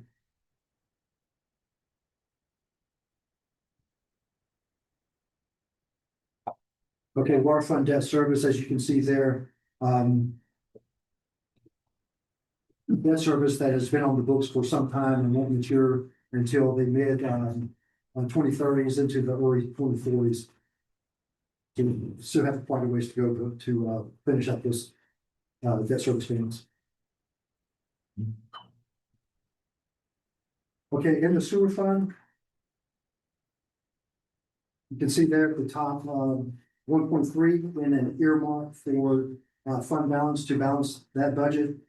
Again, it'll most likely be a minimum amount at the end of the FY 26 financials that any of that is really used. May not be any of it used, but that's what it took to balance. Okay, we're looking at 7,800 customers in the sewer fund. 90% of the sewer fund revenues are derived from basically the sewer revenue. I mean, you do have sewer taps, you have sewer late fees and other little incremental revenue streams, but the vast majority of it comes from sewer, the sewer revenue.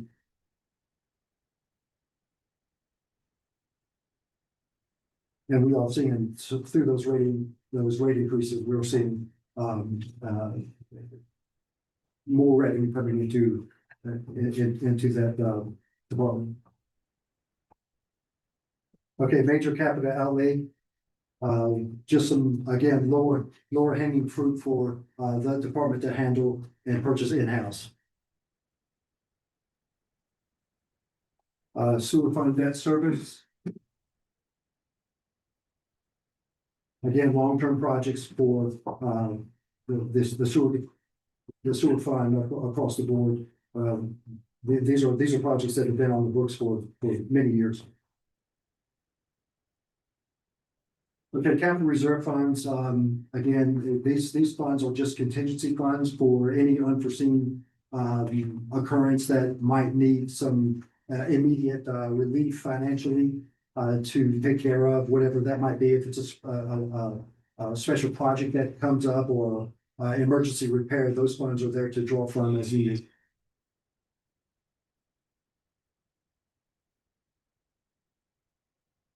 Okay, in the project area. Capital projects, we don't have the funding available to identify capital improvement projects within the general fund. It's just too tight right now for FY 27.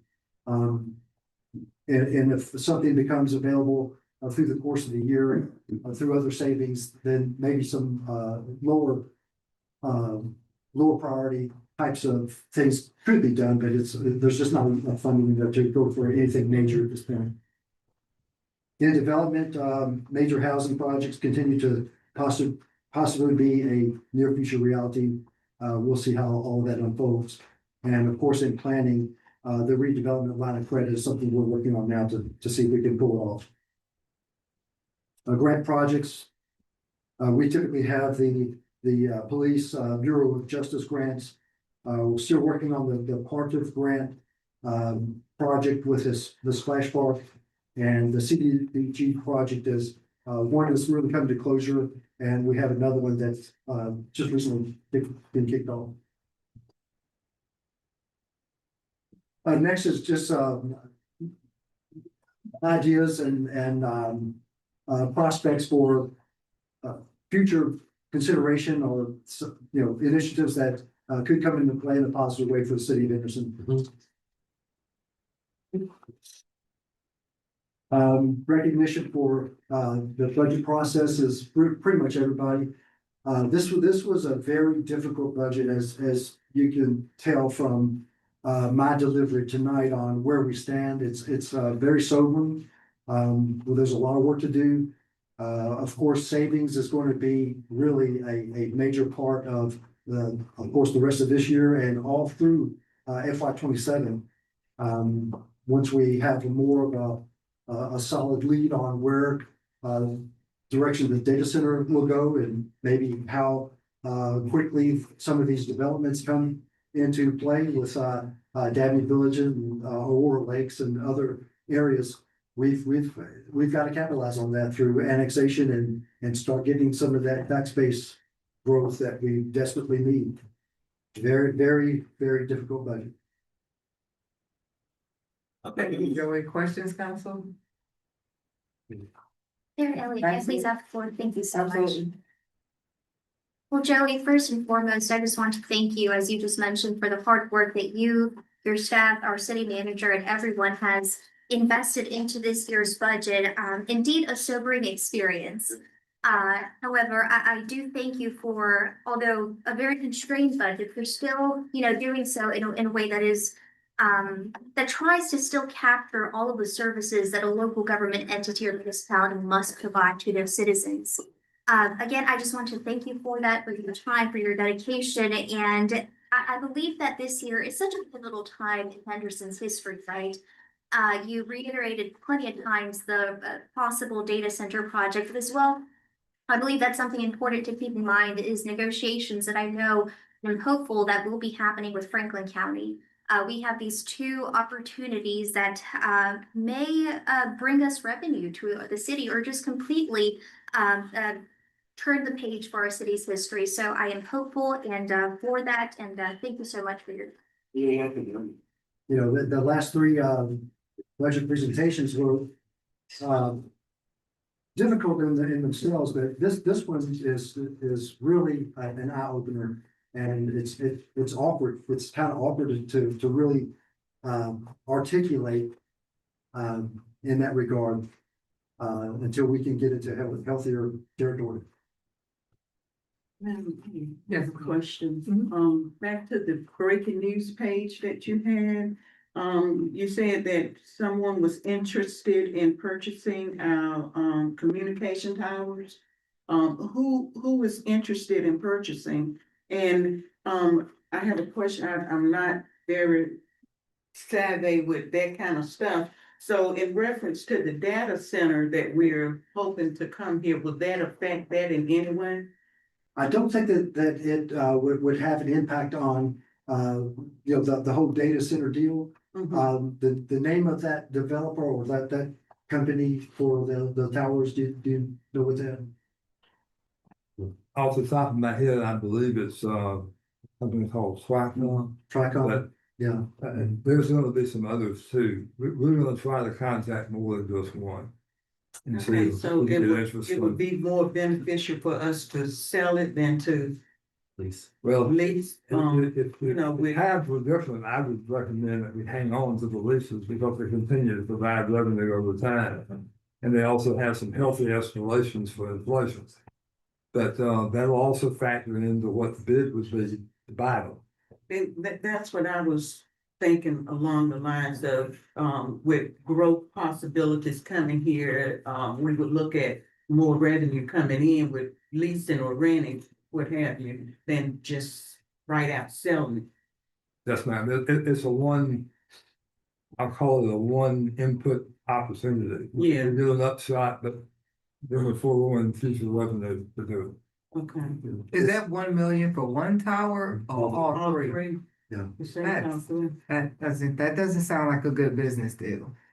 It really hinges on the absolute need for some immediate relief. I agree with Taylor. It's something that probably would benefit the city to remain in a lease facility for ongoing time, but we need the money. Let us put it out on an RFP to at least 2 or 3 companies and see what the numbers look like. It may be really do better than the 1 million, that's all. I'm just thinking about continual revenue source versus that's a stream that we get all the time versus a one-time done deal. I just think, I don't think that makes any sense, but you know, I'm not the finance shop. I'm just saying. Okay. Oh, go ahead, Councilman. So I hear you every time we come into a session, you talk about development. We have several developers that's on the table. So what can we do to push them forward a little bit quicker Well, to get them to develop? you might remember in the last 2 or 3 budget presentations, I've implored council to develop a welcome package and put all of the information that a prospective developer would need. I mean, right then and there. We can also infuse economic incentives to further that process in our favor. You know, make it easy for them, schmooze them, get them in here. I mean, we need what's going on in Franklinton right here. We have it. And that with Franklinton doing what they're doing and Oxford kind of coming right behind them, it makes it very easy for them to go to the state legislature and lobby to say that, hey, look what we're doing. They're not doing anything. We want that well. It becomes almost, you know, I know brainer for them. Yeah, I think we have them. We just moving slow. Yeah. We're moving very slow and We're moving too slow to get the developers what they need to be able to come in and develop. I think we have the developers wanting to come. And some have applied to come, but we just moving too slow. Yeah. We're getting them what they need to come. I think if you had a tool like that, a welcome package that had everything that a developer needed, the contacts, every piece of information that they would need, to press forward.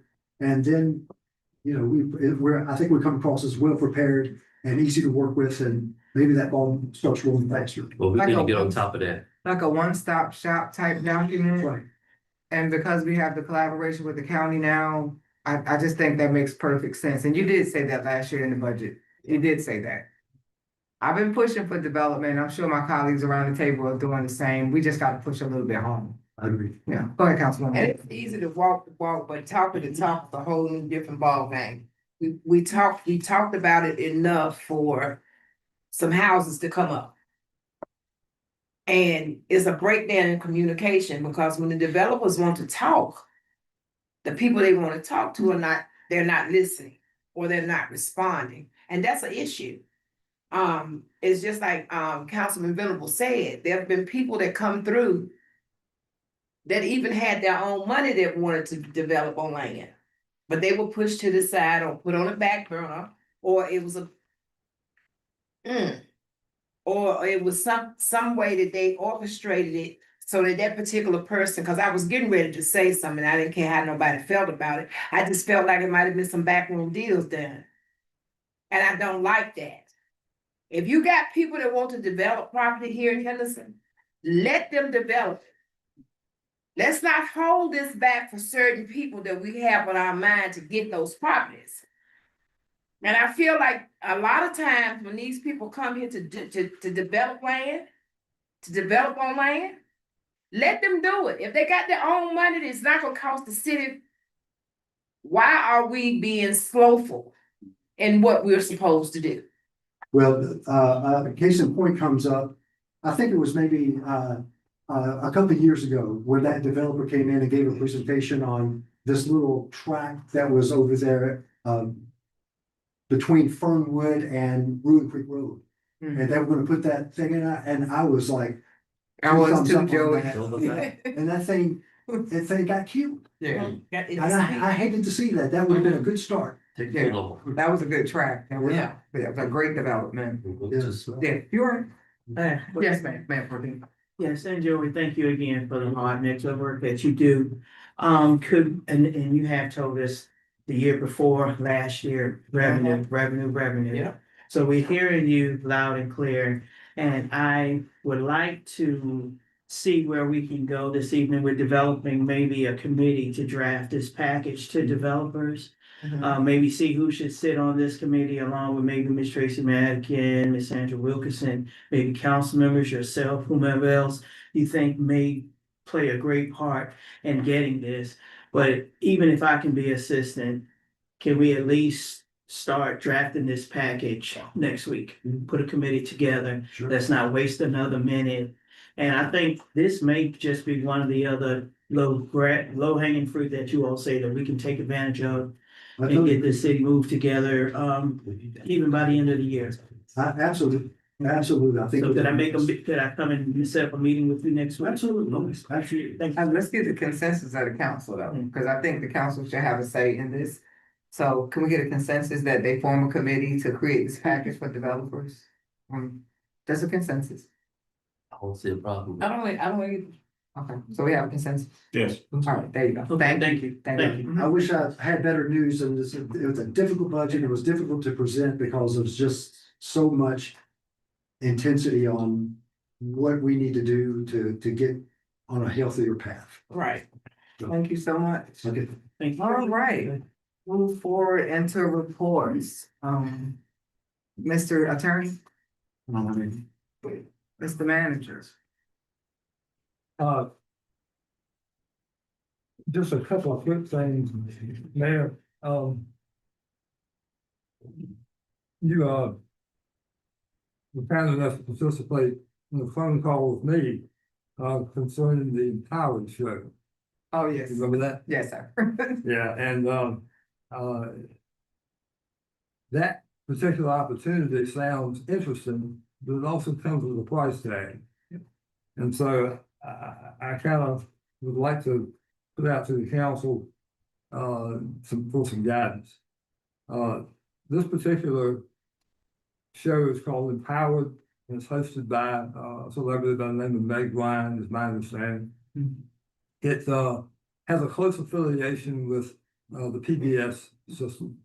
I think that they air a number of their products from time to time. And what they are proposing to do is to have a segment on the city of Henderson itself. They would provide, I think it's 3 shows that would be aired on PBS, probably 30 minutes apiece. They would also have some shorts that would air as part of filler on some shows like Discovery, that type of thing, where they run the show and they got 15 minutes they have to fill. There would also be opportunity for some 1-minute slots that would be used for advertisement, and then something that they call a corporate clip that would be provided to us and whoever participates in putting this together as a promotional means, and we would own it and be able to use it in the future. There's more information I think that has to be had, but these folks are asking if we would participate in part of the production cost, and the tune would be something like $30,000. I have put out an email to some of our partners, tourism, economic development, and so forth, seeing if they might have any interest. I have not received a reply to that, but this has all happened pretty quickly. You've heard what the budget is and kind of what we're doing, but I'd like some guidance. Do you think this is something that you would like us to pursue and have more information for you as quickly as we can? I want to add to that because I was on the call. I think the interesting fact is that not only is it part of the public broadcasting network, which means it goes out to a lot of people. It also talked about, like the companies that we could potentially influence, if you will, by having this type of a slot and giving this type of information, kind of like what Mayor Pro Tem said about a package. I think this would be perfect because it would air not just in North Carolina, but it would air across the states and the country. And people would be able to see what this is. We were chosen for the Meg Ryan show because of our strategic position, because of us being on the corridor 85, having water and all of the resources that we have and the great things about our community. So on the call, what he asked Taylor was to give him a spiel about this community. He asked me the same thing. The passion is there. The potential growth is definitely here. And so I was really encouraged by the phone call because people are watching Henderson, whether we want to say that they're not, they really are, and it's for a good reason. So I think that if the council proceeds to think about this proposition with the Meg Ryan show, and I think it's the selection, it's like everybody would have a say. It wouldn't just be Paler, it would probably be council members, and everybody would have an opportunity to say what they love about this community and why we want to bring business and residents and new population here. So I just think you guys should just think about it. And if you're not familiar with the Meg Ryan show, Google it. She is a great host and people watch what she does. And you have a lot of people, like I said, with companies like Amazon and Microsoft, and I'm not talking about data centers right now, I'm talking about companies saying they want to take residents and communities. We're rural, but we have a lot of the right stuff. So that's all I have to say. Thank you, Mayor. Thank you, Bill. Just a quick announcement, and we on May 6th, there was a regionalization meeting held at the Granville County Expo Center. And that was hosted by Congressman Brad Knott and Congressman Don Davis. Councilman Venable and Councilman Dakey accompanied me to that meeting. It was interesting, to say the least.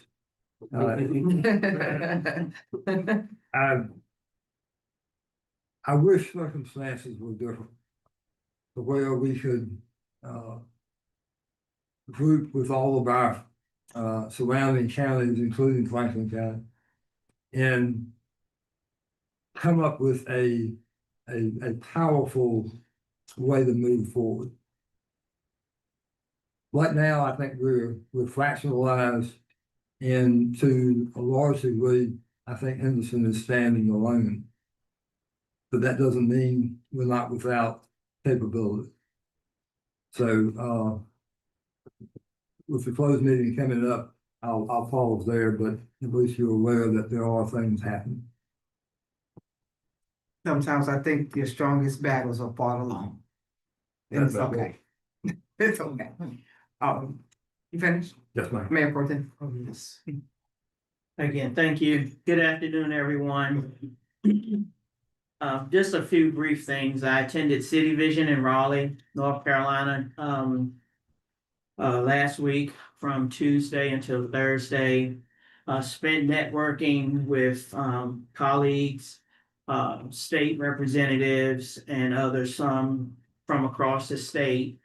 I just want to say I was recognized among hundreds of elected officials across the state to receive the North Carolina certificate of dedication. I completed 40 hours of specialized training and workshops across the state, webinars, and City Vision conferences that provided me with fundamental knowledge of governance and municipal operations, financial management, and leadership. One of 4 officials to receive that, and that award was for my city. I thank you for allowing me the opportunity to take part in that. That's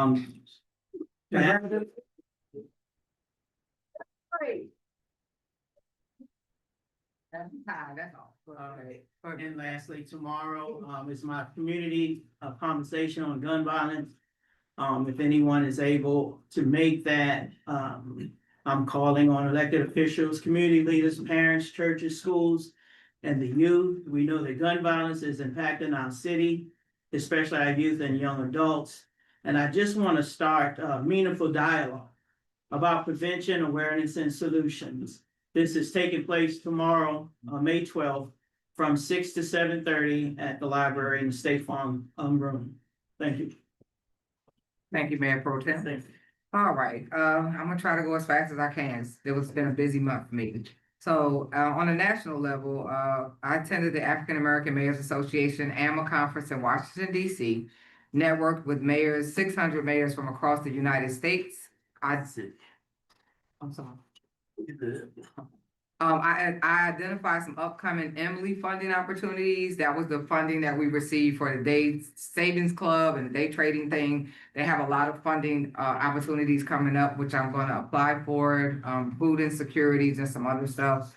I participated in workshops on economic development, education, and innovation. I've also been selected for the Urban Institute for the Upward Mobility Training Sprints. And that's a 16-week national leadership program focused on improving economic mobility outcomes.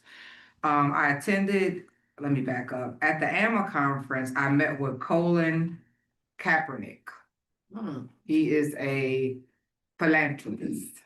And Colin has a program that he does, and I'm gonna get to that too. All right, so moving forward, I went to the American Jewish Heritage Month Festival. Help me out, Pella. Laham. Laham.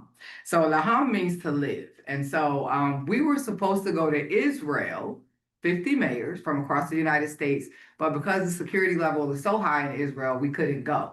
This was a all expense paid, not to the city.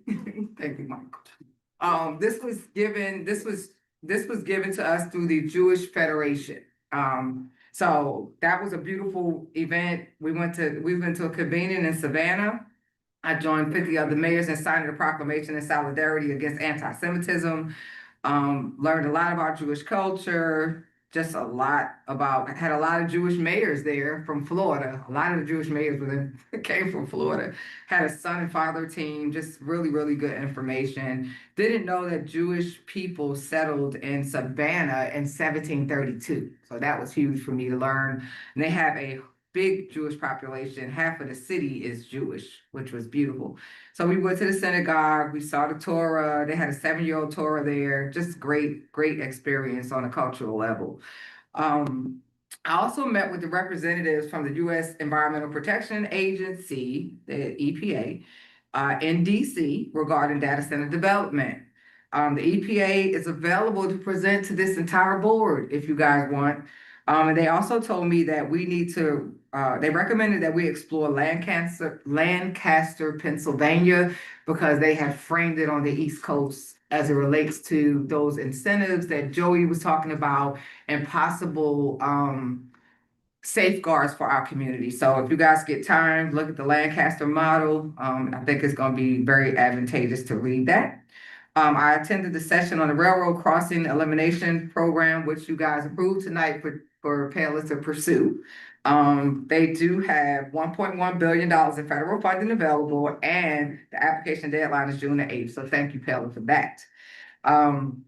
Participated in Advocacy Day. So thank you to Councilwoman Jimenez, Mayor Pro Tem Walker, Councilwoman Champion, and Councilmember Venable, who got the church from Spring Street's bus, got the bus from, and we loaded the van and we went and we fought against Senate Bill 214, Section 5. So thank you for everybody that attended that. Even our community, we had people that came out simply because they saw my live, and I was so overwhelmed. People that have never been in the legislative building in their life were in Raleigh to fight for our community. So that was truly amazing to me. State Representative Brian Kahn and State Representative Rodney Pierce were very against, they advocated against Senate Bill 214, and they were the ones that made us aware. So thank you to the to the state representatives, and thank you to Michael Venable for securing transportation, and all of the people I've acknowledged. I attended the State of Economic Development Forum. Councilwoman Jimenez was there, Venable, Councilman Seifert, and Councilmember Day. We're all at that, and that's where Fernand Rouse gave us a phenomenal breakdown of everything that was going on and spoke well. Thank you, Sergeant Wilkinson, for the chamber hosting that. Spoke well about things that we need to consider to move our community forward. Getting back to the conversation with Colin Kaepernick, he has this program called LUMI, LUMI. It's built with the Purpose Initiative. He has I'm trying to get a partnership, thank you, a partnership to support literacy, storytelling, and AI-based learning in our public schools. So I'm all over the place trying to get people to come into our community and bring great things. I also engaged at the Aim High, Keep Pressing 5K, 10K. That was beautiful. Thank you. Special thanks to Jessica Rice and her team for what they do every year and hosting that 5K, 10K. I wish I could run, but it's not my thing. I want to say thank you to Councilmember Venable, Councilwoman Gill, and Councilwoman Champion for taking the S-Line rail corridor ride from Raleigh to Charlotte. So thank y'all for engaging in that for our community. I attended the Job Corps open house with Councilmember Venable. We issued an official proclamation for their open day. We also gave a proclamation to Sandra Wilkinson for the Chamber for Small Business Week. I was the keynote speaker at Her Story, Her Legacy at the high school for 50 young women, where I had about 7 young women that were Hispanic that really want to meet Ms. Jimenez. So I've given her that information. I also spoke for the Solid Rock Bible Way Church. Participated in the Vance County High School, One Block, One Voice, One Community. And I know I've seen Councilmember Dakey there, but I didn't stay there the whole time, so I don't know if any other council members came to that. Attended the police department naming for Chief Melvin Smith. We had Mayor Pro Tem there, Councilmember Venable, Councilmember Gill, Councilmember Champion. I think Councilmember Dakey was there as well. He was. Yeah, all right. And I wrote a letter support letter for what they call More Than a Job, MTAJ, North Carolina Program, North Carolina Department of Health and Human Services overview. More Than a Job is a state-funded workforce development program. Jackie Mull came here with ACF about 1.5 years ago when they did a study on our community on a regional level. And so she is the person that's pushing this. They're going to choose 50 participants across the state of North Carolina to become home daycare owners. They're going to train them. And I am so excited that Vance County is a daycare desert. So that means our dot on the map stood out to them, and they're going to choose our community to bring this program into. So at least 5 of our community members will learn how to have their own business. In response to the recent water concerns impacting the city of Henderson, I took immediate boots on the ground action to protect our most vulnerable residents. I gave out 400 Brita water filtration systems, no cost to the city. I got them from the food bank. And we prioritize seniors and vulnerable households. These filters provided an added layer of protection by reducing chlorine, lead, and certain harmful contaminants. They're not a fix-all, but they do help in that area.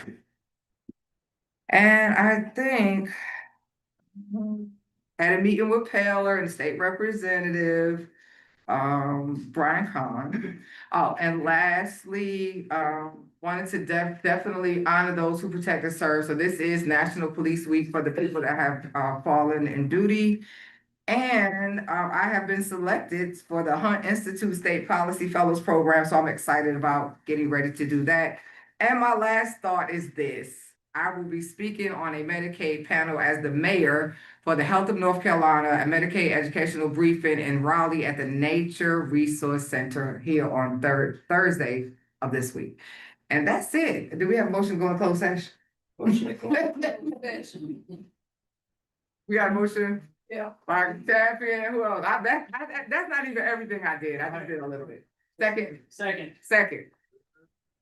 Councilwoman Champion, Mayor Pro Tem. Second.